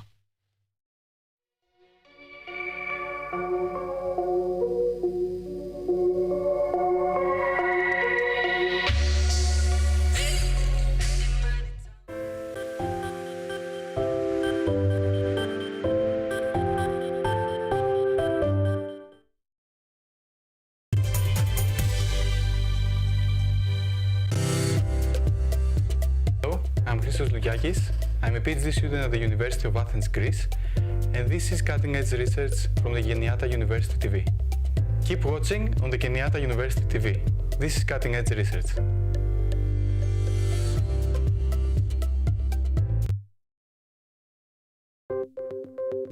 Maelfu na maelfu ya wahamiaji wakiwa na watoto kutoka nchi za Amerika ya Kati wanaendelea kuwasili kwenye mpaka kati ya Marekani na Mexico. But folks, I'm going. Thank you very, very much. I appreciate it. Thank you. Ni habari kutoka pembe zote duniani. Pepo pasi vuguvugu. Pepo pa ni idea. Sazidi ananyonya, hanyonyi vizuri, anakuwa hayuko comfortable. Jeshi la Jamhuri ya Kidemokrasia ya Kongo linapambana na waasi wa ADF. Kwa sasa wanatoa wito kwa mashirika, makampuni na vile vile vituo vya uchukuzi. Mambo mengi yatakwenda kama yalivyopangwa. Hapa ni kuna mmoja wa viongozi wa chama cha wavuvi katika eneo hili. Zaidi tunajaribu kuwapa chanjo ili ina boost ama inanyanyua kinga ya mwili, ndio inaenda kupelekea kupambana na virusi. Ni duniani leo, Jumatatu mpaka Ijumaa, moja kwa moja kutoka VOA Swahili, Washington DC.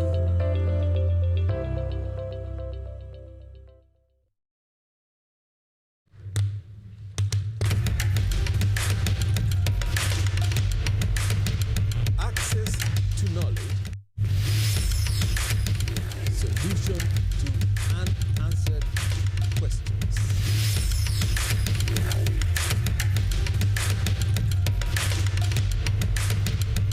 Guidelines to pursuing your rights and repossessing your property, intellectual or material. This and more only on Law Matters.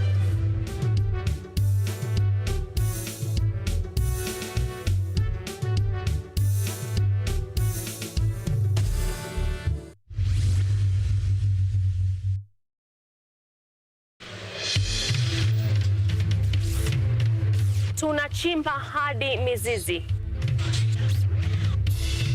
kukuletea yanayojiri. So mimi naomba tu serikali yetu ya Mungu, jibarikiwe na Mungu, iweze kuteremsha bei ya mafuta. Yanayokukumba tuna maizi, tunakutetea sisiri. Ukweli ni speciali tukikupambia makala ya mwanamke mwake. Utasema hupendi mizizi ya habari. Nami Caroline.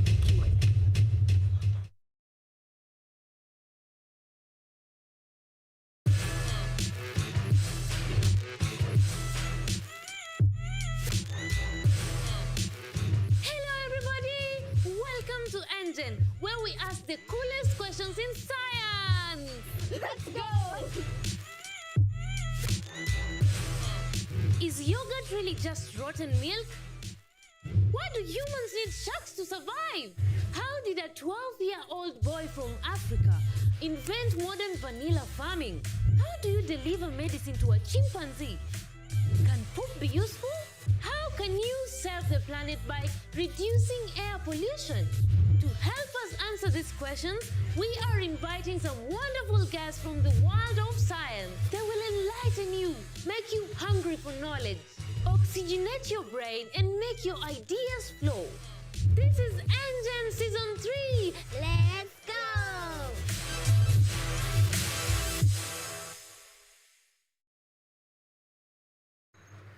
They are powerful and influential. They make decisions in politics, education, finance, agriculture, health, sports, and all aspects of human life. But the impact of their decisions falls on you, the common citizen. KUTV Primetime News Thursday, we ask bold questions and pursue answers to the core to bring you closer to the story. We couldn't have it any other way. Join me, Auma Evans, as I raise matters of social concern to raise your voice from the background to the foreground. Every Thursday and Saturday at 9 p.m. only on KUTV.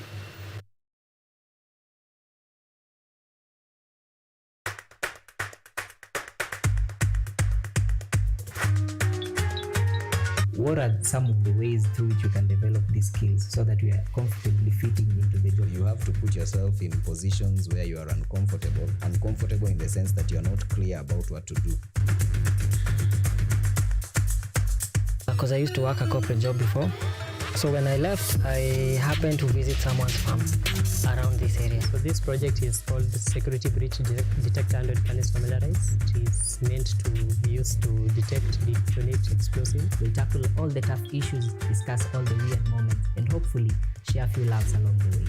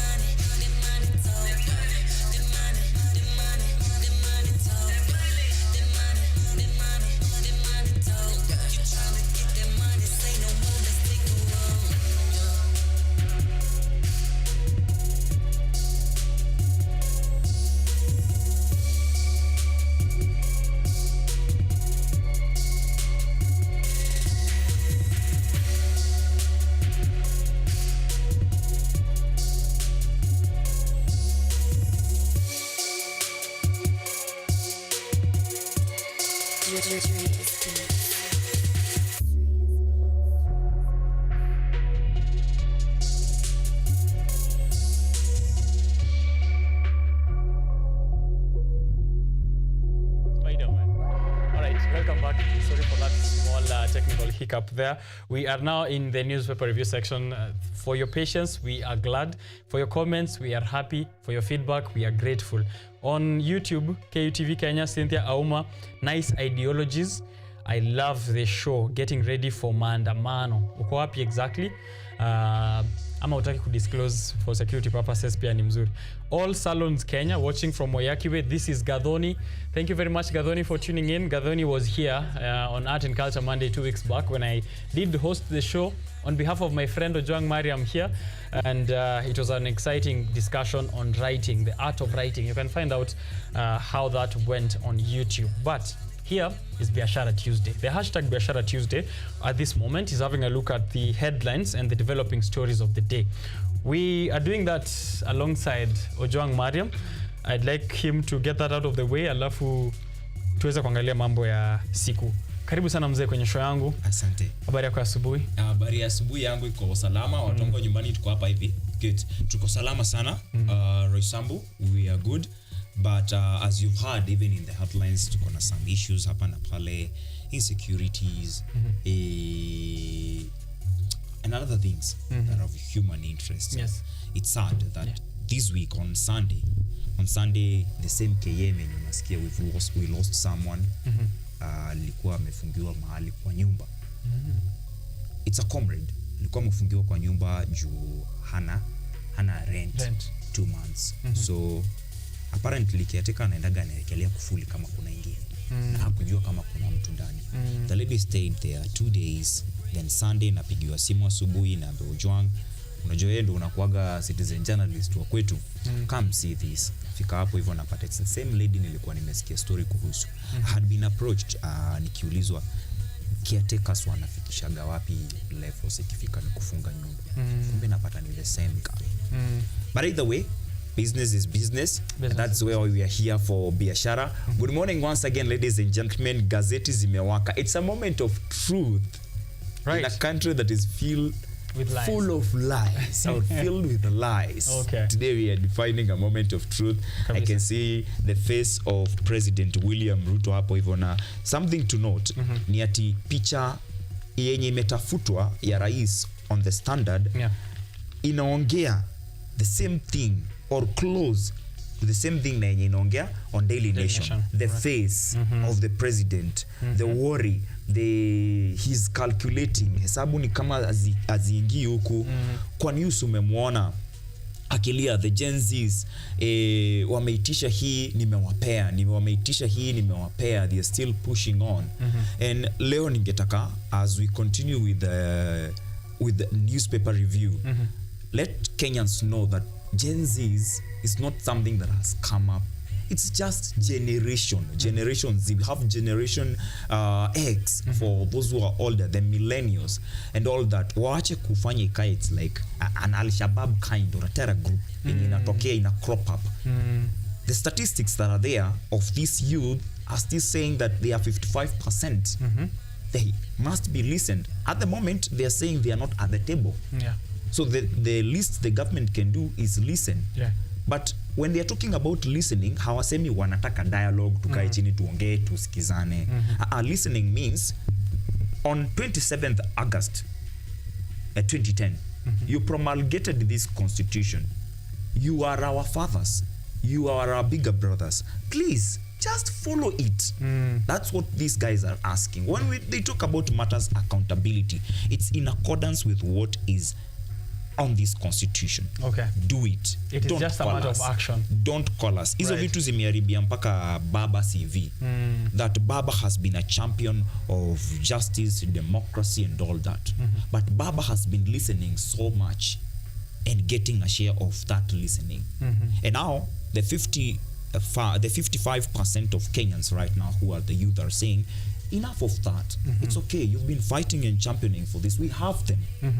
The problem is not we have them or we don't have them. The problem is what we have, even if you are saying that let us live within our means, you are not using it. Okay. So hayo ndio mambo ambayo watu wanafaa kuwa nayo in mind even as we discuss this. As we discuss the Gen Z, waache kutumia jina Gen Z kama term fulani. My name is Ojwang Mariam, mtoto wa Mariam, senior warrant officer wanama lieutenant kanali. I'm so glad bro for being here today. I'm glad to have you here. Haya magazeti in the most common language of wananchi. The easiest way possible. Mi wanawaambia the reason napenda Kiswahili ama kuongea na lugha yenye wanaelewa it's because I've had a lot of complaints in the ground. Watu wakisema haya mambo sisi hatuyapati. Na maybe hapo hivyo ndo mlikaa chini na halmashauri nzima ya Biashara Tuesday and decided let us have another voice that can be helping us diverge this into the most simplest ways possible. Yes, and I'm grateful for that. Asante sana for creating time here. Thank you. Also, given the circumstances around Kenyatta Market, I'm hoping we get to discuss that security discussion a bit later. But in the meantime, let's see what the headlines have to say. As you already had, their moment of truth is what the Standard is calling it. President William Ruto pictured here, and he said enough is enough. Protests from the youth are relentless and they will have to listen and to what they have to say. However, today, Nairobi is expected to be hit hard intensify the demonstration with the youth who are planning to barricade major roads and occupy Jomo Kenyatta International Airport.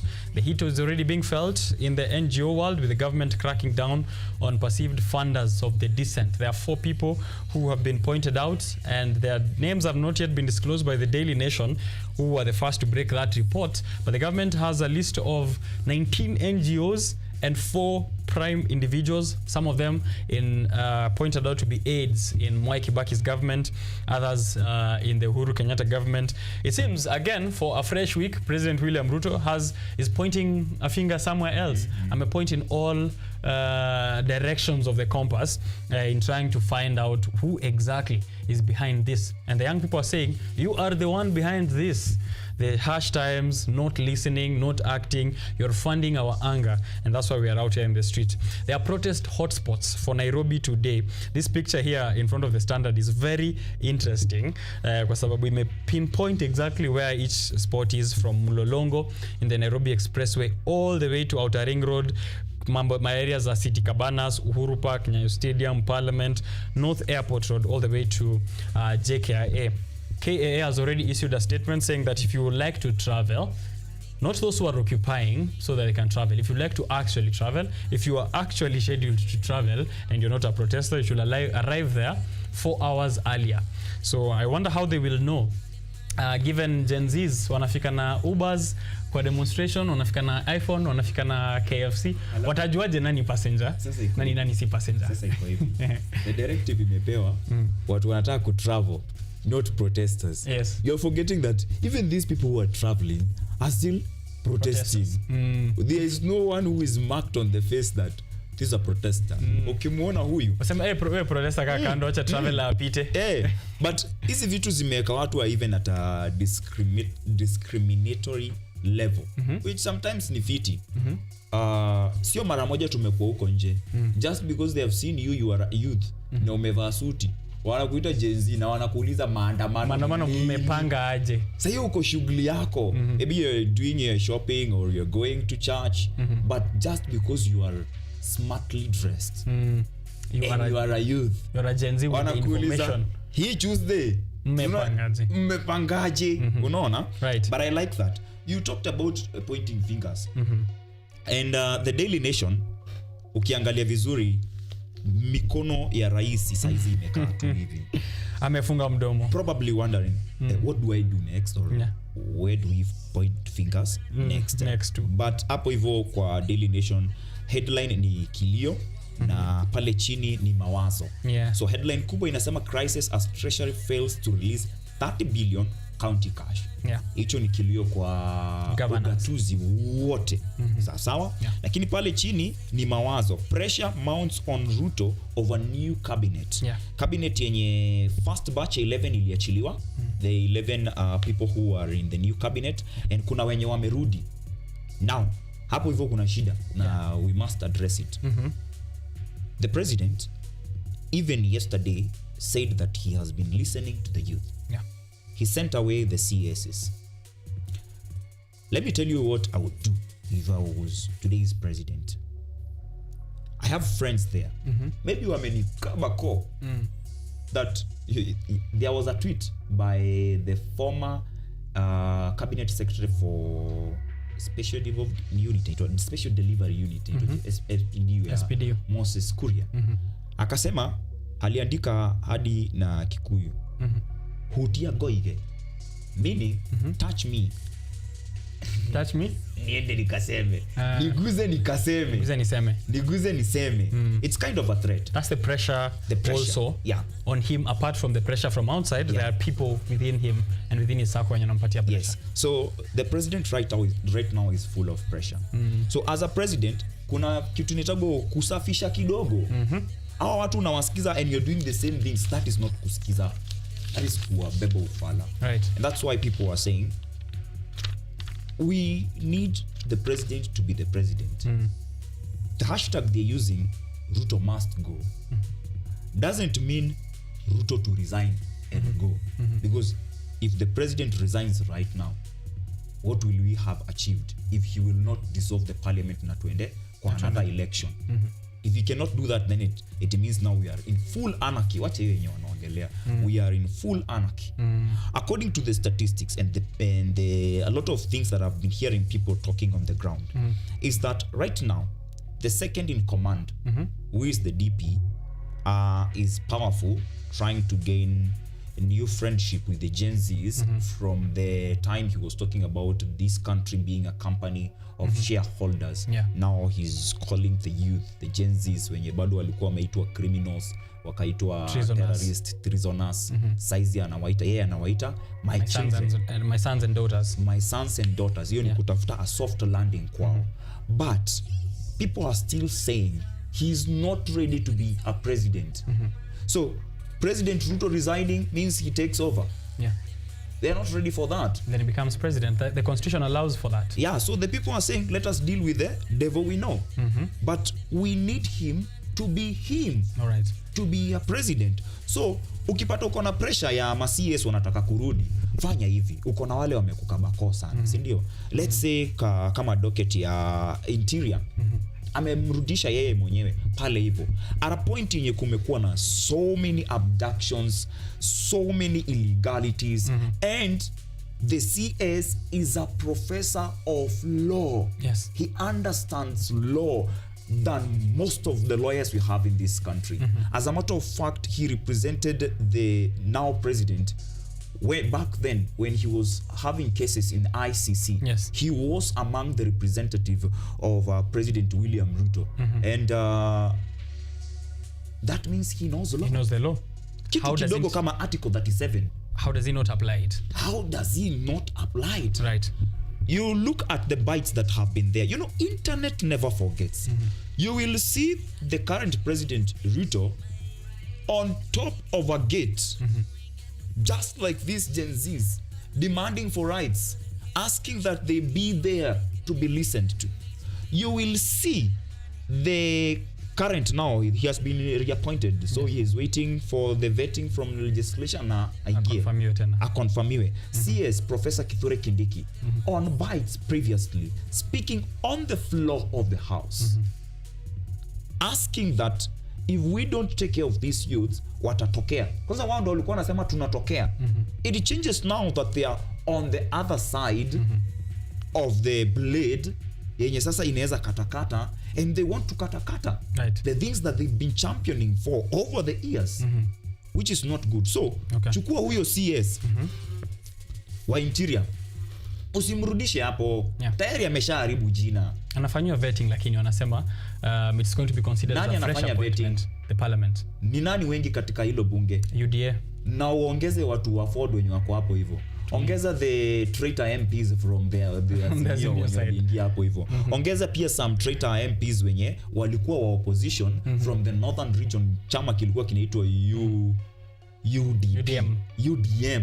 UDM. Waongeze hapo hivyo. Yes. So if they are vetting, they know who will be there. So should our eyes get back to parliament again? Kwa sababu hapa the pressure is mounting on President William Ruto. But when I look at the issues which are coming up in the next few weeks, the pressure should be on parliament. The reappointment of cabinet, which is going to be vetted afresh. So which means we need to make sure that the list of these people, 6 of them who have been recalled, and we don't know in the 10 who are remaining coming up ni kina nani, the eyes are, or the fingers are pointing towards the side of Azimio getting a share of the next 10 appointees by the cabinet. We have that IEBC selection panel, which is supposed to be happening in parliament this week. We have, of course, other bills. Na tumeona hapa counties inalia that has japatiwa pesa. Over 30 billion. Yes. And this week there's the division of revenue bill, which is also being discussed, and the county revenue allocation bill, which is being discussed. Wanna discuss allocation bill while they are not allocating. So pressure should shift back to parliament, occupy parliament once more? No. That won't work. Okay. Ask me why. Why, Ojwang Maria? At the height of those protests, there's a difference between protests and maandamano. Whenever you hear that kuna mawe yalirushwa, hayo yanaitagwa maandamano. Whenever you hear that people are out there with phones, with flags, with white clothes, peaceful, those are protests. Okay? So when the protests were so high before the night of 25th June, The parliament still did not listen. They went ahead and voted yes. Why? Because at that time, it is alleged that the parliament was being monitored by the president. That mimi nimesema nataka bill. Na tutaangalia nani ana vote wapi. Umesikia? Mimi nimesema nataka bill. Bill amesema nataka bill. Nimewapatia kila mtu 2 million. I need the bill. Did they listen to us? No, they did not. They listened to someone who still has a bill in his name. Dr. Bill William Ruto. Right. So they will be listening to him again. They will. In this new reappointment. And let me tell you something else. Adding on to that. There are rumors that 6 CSS will come from the ODM party. Meaning they will have a backing of the opposition. During the voting process. During the voting process, during the vetting process too. Yes. So we cannot say ati parliament ndo wako hapo hivyo. But hatuna shida. I was telling you, chukua mtu kama, we know that some of these people can work. We've seen Senator Kipchumba Murkomen when he was a senator. He was doing a good job. Akaingia pale hivyo, akakengeuka kidogo. I've talked about Professor Kithure Kindiki. Yeah. He has an experience yenye inaonekana. Unajua experience haifai kuwa hapo juu ya miaka, ni juu ya vitu umeachieve. Yes. So he knows how to do the work. Si umweke kwa IG, kwa AG, akuwe Attorney General. Wacha ashughulikie mambo ya advisory. Na atavuka kweli, given that already now that we did ask for the president to dissolve this cabinet, Kithure Kindiki is facing a lot of course, allegations against how he handled the protesters, even on the day of 25th and the days leading after that. Is he still fit for office in any way? He is not fit for this office or any other elective office any in other the public future. Office. Unaona ban fulani waliwai pay sonko that you will outwise mama. Why can that apply to these same people? Hawa tusita, Alice Wahome, Lance, Kithure Kindiki, Interior, Rebecca Miano, Attorney General, Aiden Duale, Defense, Davis Chirchir, Roads, a man whose record on the other side of energy is not so good looking. So Ipan Tuya, Environment, I can't even get into that. Allocations za Kakamega Forest and whatnot. Why are these people still, Ojwang, on the list, on the table? Iko hivi, my brother. We say that there are pressures that are coming from outside and within, and pressures within. Yes. Sindio? Maybe the 6, kila mtu akona kitu akiachilia, kuna mtu ataumia. Ndio maana unasikia some of those who are CSS wakisema walai bilai niguze can cheat can die. I can say something. Unaona? Then let them. So hawa sita wenye wako hapo hivyo, maybe wakona mahali juu. I don't get it why utarudisha CS Interior the same person, yet you sent home the IG of police. We are asking you to send Adamson Bungei, who is the regional commander for Nairobi. You know, Kenya, we are reporters. Yes. Okay? Yeah. So our first duty is to report. Sisi usema chenye wanasema. Yes. Chenye tunaona. Not chenye tunataka. That's so right. The people are saying that hawa sita hawafai kuwa ofisi in any way. Kweli. But given the ties wako nazo na the head of state, some of them lazima wangerudi. Point ni wanarudi kwa ministry gani ama wanarudi kufanya kazi gani. Then I get why the hashtag still reigns that it's Ruto must go. Because that the eyes shouldn't go to parliament or to anyone else, because the problem then begins from up there. Shida za Kenya ni kama nyoka. The serpent. Ukikata mahali ingine ina grow. But there is the head, just like any other family. Right. Umeshika? And the head should not be hard like on gazeti ya jana akisema enough is enough, I will deal with Gen Zs. That's what the president has been doing according to what the people are saying. Yeah. He wants to be the president only when he's giving threats. But when it's acting the presidency, he doesn't want to do that. Anasema kuna pressures. Yes, kuna pressure tuongee. All right. Page 2 hapa wako na one of the former CSs. I wanted us to have a look at him. The 700 million man with a taste of the finer things in life. That is former transport CS Kipchumba Murkomen, and ako pictured hapa. I like the intro into what has been written here by Graham Kajilo. That is the Daily Nation on page 2. Oh, that's the Standard actually. The Standard on page 2, yeah. The entry of Kipchumba Murkomen into the Transcom House was full of gafes. His experience as a two-term senator did not help him either. His opulence, which is expressed with a humble brag undertone, echoed louder than his work, from expensive shoes that revealed to cost about 80,000 shillings to 50,000 shillings of a belt to a 900,000 shillings watch. He never hid it, but while his justification made sense, it irked the taxpayers, and they're also detailing the ills that happened within his ministry. Unakumbuka zile blackouts za JKIA. I'm sure Gen Z's wana hope leo hiyo blackout haita happen. There's also the 700 million to put up Stall Station and to do a lot of repairs. Let me tell you something about the blackout, yes, and why Kenyans think the president is not serious with this listening that he's talking about. Yes. Huko time kulikuwa na hizo blackouts, kulikuwa na blame game kati ya wizara ya kawi, the Ministry of Energy, that was being headed by Davis Chirchir, yes, who is now being reappointed to head yes, roads and transport. Right. Sasawa. Chapter 6 of the Constitution talking about ethics and integrity. It's not being applied. Yeah. Kipchumba Murkomen is a smart man, but he is not working.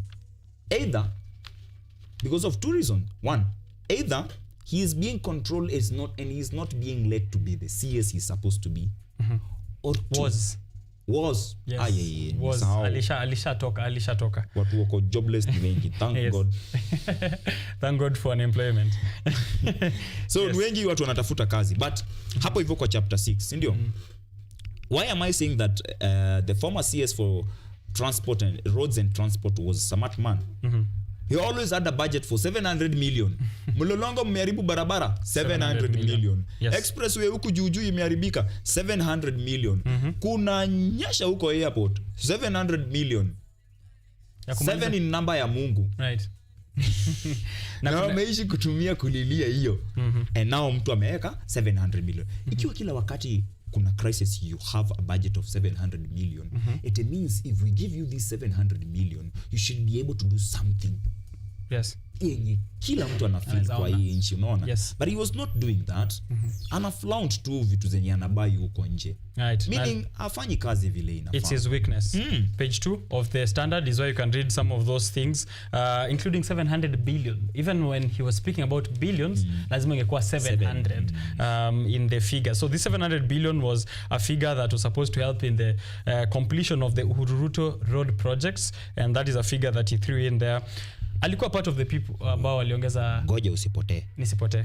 Hapo kwa hizo pesa za kumalizia barabara zizi za Uhuruto. Some of them stalled, bro. Yes. They stalled, yes, and that money was still there. Let me give you an example. In Roysambu constituency, there are 2 roads that stalled that had to be done because they had been allocated for and everything was done. We have even the paperwork. Barabara ya kwanza ni barabara yenye inatoka Kamiti Road, right from where unaingia Kamiti Maximum Prison. Hiyo barabara inaenda mpaka Roysambu, inatoka Roysambu inaingia Kasarani, inapita Kasarani Police Station, Santon, Mwiki, inaenda mpaka Kangundo Road. Kufika hadi hapo Kangundo Road. That road yote inafaa kuwa dual carriage. Up to now bado iko na potholes na hiyo ni moja. Ili stall, yet kuna vitu kama hizi zilikuwa zinaongelelewa. Yes. Umeshika? Barabara nyingine ni barabara yenye inatoka right from Thika Road, connecting Thika Road with the Northern Bypass via Kenyatta University, KEM, Kiwanja Vocational Training Center, Kiwanja Secondary. Yani ni barabara kubwa iende mpaka, but ni rough road. Yes, hizi hata si rough. So what's that? Hata hakuna road hapo. Kuna BRT on Thika Road, sijui kama umezisahau. Kuna wale newer Gen Zs who might not understand. Let me tell you something. Gani hizi ziko Thika Road za nafaa kushade hapo kukinyesha ama what is this supposed to be? That's a stalled bus rapid transport system. you will remember that before even 2022 when it was hyped, BRT ilikuwa hyped sana. We were talking about vile itaimarika. I remember the days that tulikuwaga Thursday tuko hapa hivi tunaongelea vile itaimarika. Wamechora hadi mahali ya Guri alikuwa atuambia kumbusheni watu venye tutakuwa tukitumia hii BRT. Hadi wa leo hata iliisha.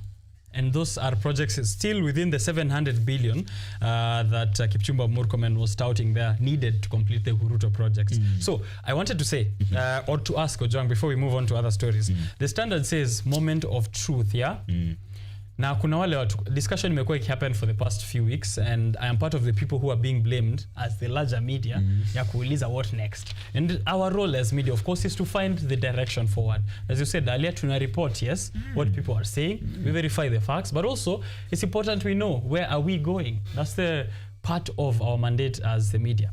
A what next question is an important question. But the moment of truth brings us into, I would call it a pot in a mixture of a lot of questions. Kuna the older generations who are at home asking, okay, then mnaenda kuoccupy JKIA basi. Mnataka aje huko, President William Ruto is saying, nimewasikiza nimejaribu kufanya hivi na hivi na hivi. Ni kama hamtaki. But sisi watu wanasema, sisi kama young people, that hatutaki kusikizwa, tunataka kufanywa. At what point will we get to the moment of truth? Tuseme, kweli sote tumefika, ndio ukweli na ndio hii kitu itafanyika. If you follow what the reporting devolution, a journalist's guideline by CRECO, under the Kenya Correspondents Association, are saying is that wewe kama mwanahabari, you should never forget that you are a Kenyan. Ndio maana ukasema as a Kenyan, mtu kama mimi nilisema as a Kenyan mwenye ni short sighted, I want to see through your eyes. Okay? I want to hear you. Niwaone through nyinyi. It's hard for me maybe kuona huko hivyo, but wewe nikikusikiza nikikuonea itakuwa fiti. That's why we became journalists, okay? But don't forget we are still Kenyans. So when we are discussing about the moment of truth, we have to partake this moment of truth. We have to decide what are our roles and responsibility in all this. The media has been attacked. Not once, not twice. Even as recent as yesterday. As recent as yesterday. You've heard the threats of Standard Media, KTN News, being shut down. Wanasema wata shut down. The Royal Media, Citizen, TV, ikiambiwa itatumiwa goons. Where are we heading if we kurudi back in the Moi days, zile za dark era? Unaona? When you are threatening who you are calling members of for the state, people that you call, unajua, acha nikwambie shida ya wanahabari ni gani? Niko na shida. Iko na shida, wanahabari iko na shida kwa sababu shida yangu. Sio wewe, ni wenye wanakuangalia. Unakuwa mbaya wakati hawakuhitaji. Sorry. Go ahead. Lakini wakati wanakuhitaji mnakuwa wazuri. Sawa? Angalia State House kila wakati kuna press briefing. Who are called? Still this media. The same media. Wakienda hivyo kesho, nani wanatwangwa? Ni wao. Still this media. So the media ni kama tuseme referee. Hayuko hapo hivyo kuangalia nini mwenye anapigana vizuri. Ako pale hivyo kuprovide facts, information. Ndio hata nyinyi mkifanya checks and balances mko hapo hivyo. The media is in the same level with the Red Crescent and Red Cross. Helping everyone from all divides. When we are shooting news, especially covering the protests, we don't cover the protesters alone. We cover even the police. You've seen cases where these protesters are helping out these police officers. Remember the lady from K24 who was shot with 3 rubber bullets in Nakuru. Prior to that incident, anaonekana akisaidia mwanapolisi kumpaka Colgate kwa macho kupunguza makali na machungu ya tear gas. Ambayo yeye mwenyewe ndio anai. Same day, same clothes. They shot her 3 times. Very unfortunate. Moment of truth. President William Ruto has said that he has had enough of the protests. The youth are relentless, okay? But tumesema shida ya youth ni gani, si ndio? Angalia venye constitution inasema. Nani ufanya haya maandamano yaharibike? The first time we ever heard of goons in these protests, there are videos, there are photos of where those goons that raided Nairobi CBD came from. They came from City Hall. They were being ferried on motorcycles. Others are seen wakiwa wamebebwa na ile gari ya kanjo yenye hukubeba wewe mama mboga inakurusha uko ndani. Nao wote walidropiwa town that day. Right. The governor of Nairobi, after ametoka Mombasa, mahali alisema alikuwa kwa retreat. Alikuja akasema it's so sad. Umeshika? Yes. Ingekuwa US whereby tunaona kwa gazeti Biden, what next for Democrats? After wameona the current president ni kama hata nini, wanamwambia my brother step aside. It's not a must to ungangane. Unaona? Yeah. That's mature democracy. That's the moment of truth. That's the moment of truth. Right. That's what Kenya should be focusing on. Okay? Yes. Tujue what next. Presidency, it's not a do or die. Yeah. Easy politics ziko hapa. It's not a matter of do or die. Okay. Many have gone. So the thing that the young protesters and the Kenyan general that is protesting against the government is wanting, from what I hear from you, is not a change of the political tone or a new political tone. It's the actions. It's the stuff to function. It's the systems to work. It's nothing to do with whether President Ruto resigned yesterday, today, or tomorrow, or Gachagua yesterday, today, or tomorrow. It's whether once he resigns, things work. Or if he resigns, things work. Or if he doesn't, also at the same time, things work, right? Why do people tell you to resign? They tell you to resign because you are no longer viable. You are not working. Yeah. Let me tell you something that would have happened if, I'll give an example. I will not be afraid. I'll be bold and honest and give you an example of health CS. You health kwanza leo imeongelelewa sana. The new sana. health CS? Ameacha mashida. No, not the new hata hajakuwa. It's still a vacant position. Oh, yes. She's just a nominee. She's on page. A nominee. She's here on page 3 of the Standard. Kama mtu anataka kusoma kuhusu health CS nominee. If Madam Susan Nahumincha sawa worked hata si uko kitambo we've known ajawaka but kama tungemwambia post interns when these people are saying post interns they know there is enough money and facilitation to fund these interns otherwise hatungekuwa tukiona hao wengine wakiflaunt saa ya 900,000 shati ya millions. Hii tai ni ya 200k, wenzako wako na tai za millions. Hata unacheza yangu ni half a million pekee. But sasa hapo hivyo austerity measures ndo zinafaa zinaingilia hapo. Punguza hizi pesa unapeleka huku, leta hao medical interns. And you know they are bright brains, people who have gone to school bila as in ushaisukuma mtoto kutoka kiwa kadogo kanapenda masomo hadi na kwa part of it. It's that generation now wanaita Gen Z. Wamesoma through hiyo. Wameona hao wenye ni wakubwa kidogo the millennials wakistruggle. Juu watu walienda shule 2 or 3 as I always say. Walikuwa wanafosiwa kwenda shule. Kuna wenye walikuwa wanapenda wanasema oh my akiamu kama mimi I'm very grateful to the free primary education ili nisaidia sana but kuna wale wenye hawakuwa wanataka walikuwa wanafosiwa. By then ulikuwa unasikia chief amepewa amri kama mtoto wako aendi shule mzazi anashikwa sijui nini na happen. Hao ndio wanaomba saa hizi tafadhalani tafadhalini tusaidieni na hizi nafasi za kazi. Tutagaagaa na huo upwa tutafinyanga mahali tunaweza bora msicheleweshe kichele. Umeshika? Na Humincha angesikiza hao hangekuwa hapo hivyo. Na Humincha angekuwa na avail dawa mahali zinahitajika hangekuwa hapo hivyo. At another level the CS is a president of that ministry. Kama rais husikiza na CS akuwe CS vitu zingekuwa zina run vile zinafaa.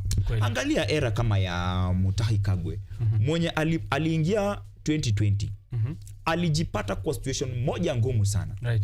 The COVID-19 pandemic. If Susan was given that handle. Yes, and a week after CS Nakumicha left her role, medical interns have been posted. Wamepatiwa barua zao. Imagine. Ndio wanaelekea hata sio hiyo pekee. Hata sio hiyo pekee. The KMPDU. Wame congratulate Madam Deborah Barasa. Madam Deborah Barasa is the new appointee. The appointee, page 3, experts, health CS nominee welcome. Wanasema but wamesema but usikose kusoma the whole headline. Okay. Yes. kuna but my point yenye nataka kufuatilia ni yenye inaweza, unajua watu wakisema tunaongeaga kuhusu vitu mbaya always ati tumeanza kuwa mambo na kuwa selective, but it's what the people are saying, unaona. Now kuna point hapo hivyo singetaka tusahau. Following the nomination of Deborah Barasa as the CS Health, Kenya Medical Practitioners Pharmacists and Dentist Union promptly extended their congratulations to her. What does this mean? That if she will sail through and she becomes the CS, she has the capability to work. Okay.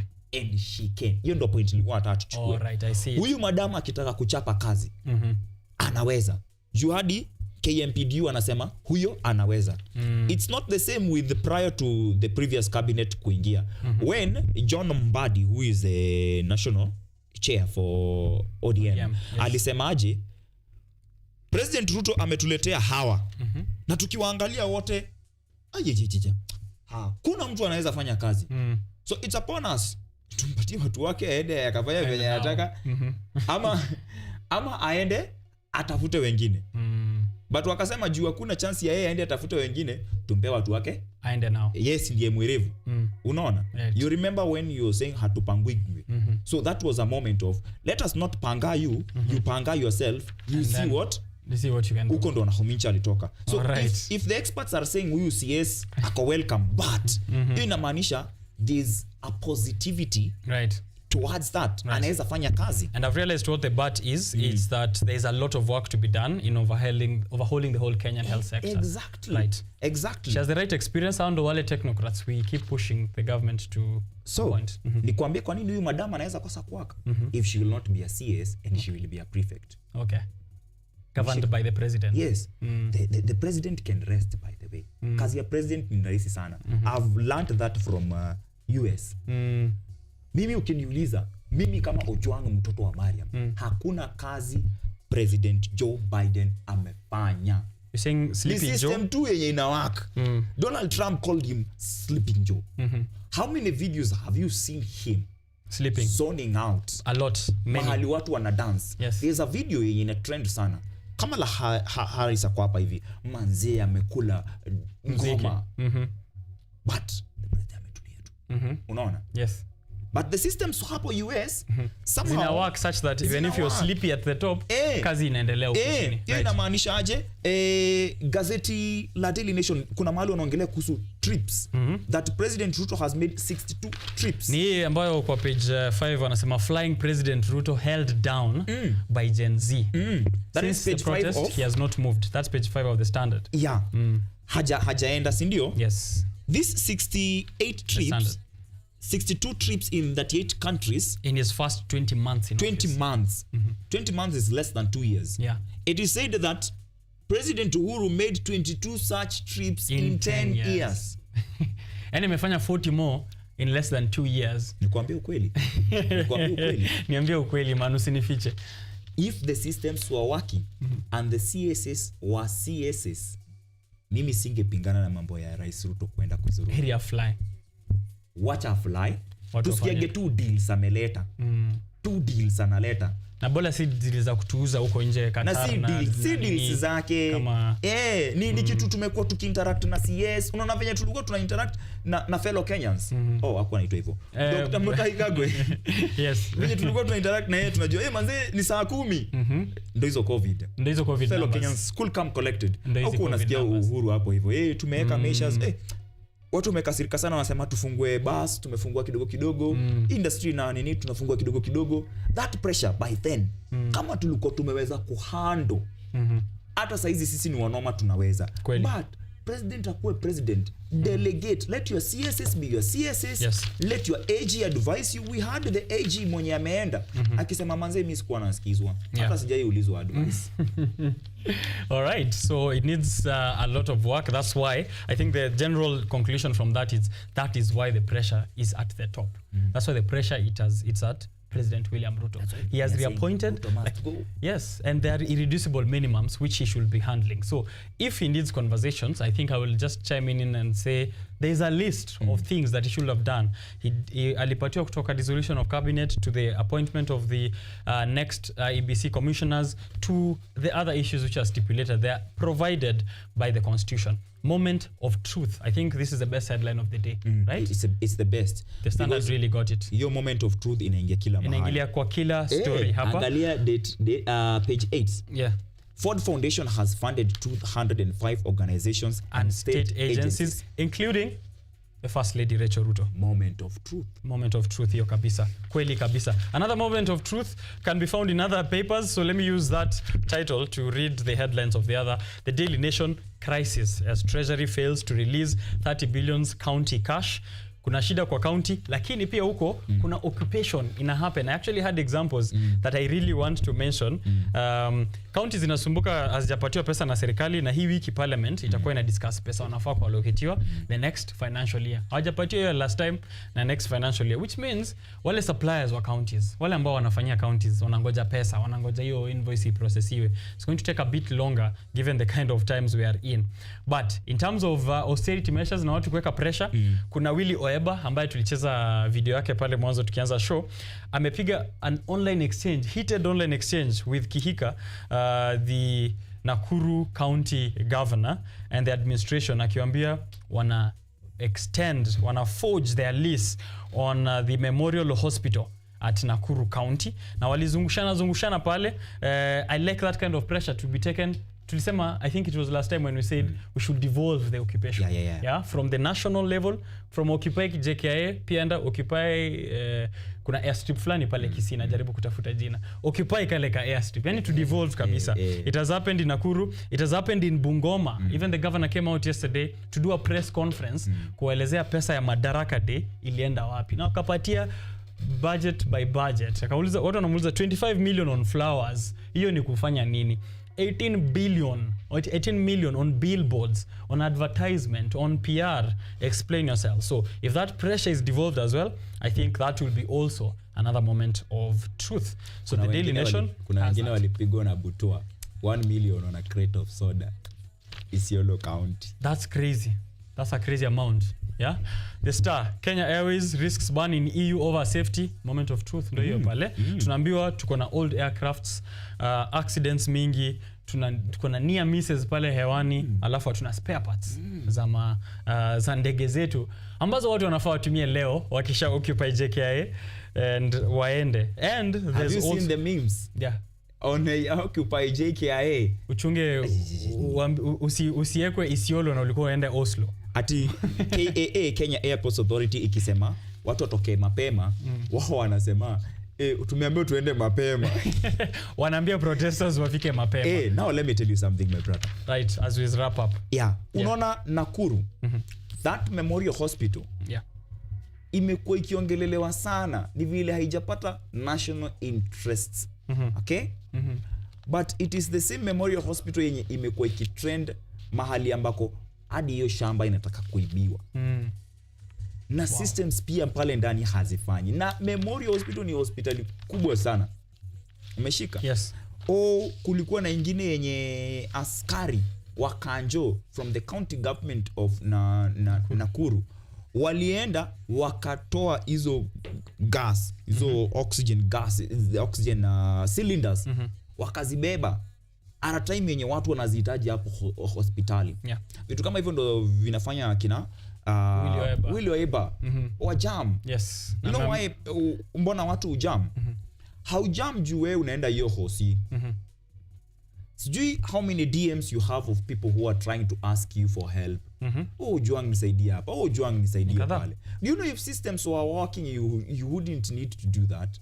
If roads and transport system was working well, hatungekuwa tukihitaji all that. If the water ministry, if the ministry that is in charge of water was working well, we wouldn't have Esther Passaris, the women representative of Nairobi, giving out mkokotenis and publicizing it on a live stream.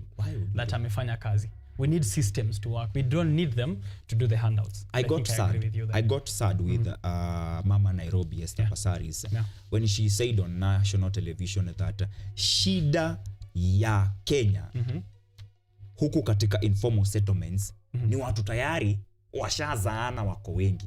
Anapeana example ya mahali alisaidia mtu na basari na ati haku feel fit juu hao watu wako 8 yet kuna wengine wako 2.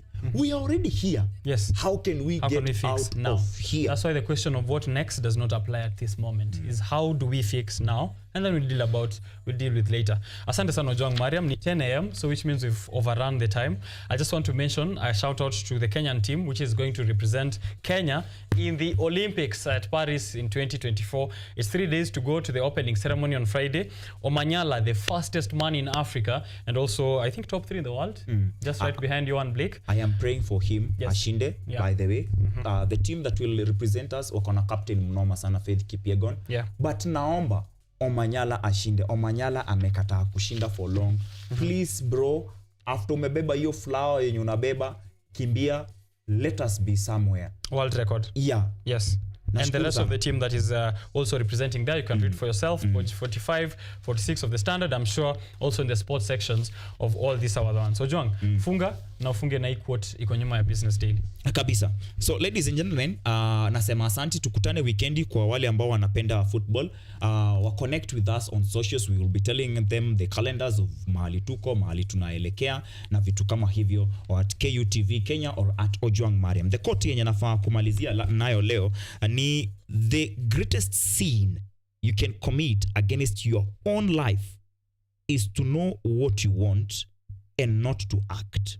Kim Robert Stafford. Right. The greatest sin you can commit to your life is to know what you want and you do not act on it. Thank you for tuning in to Biashara Tuesday. Asante sana Ojwang Mariam for creating time. You can catch him next week on Monday, Art and Culture Monday, 7 to 10 a.m. That's him hosting the whole show before I come back here on Biashara Tuesday. I'm grateful to all of you who are able to tune in. I'll give you your shout outs even as I am off air.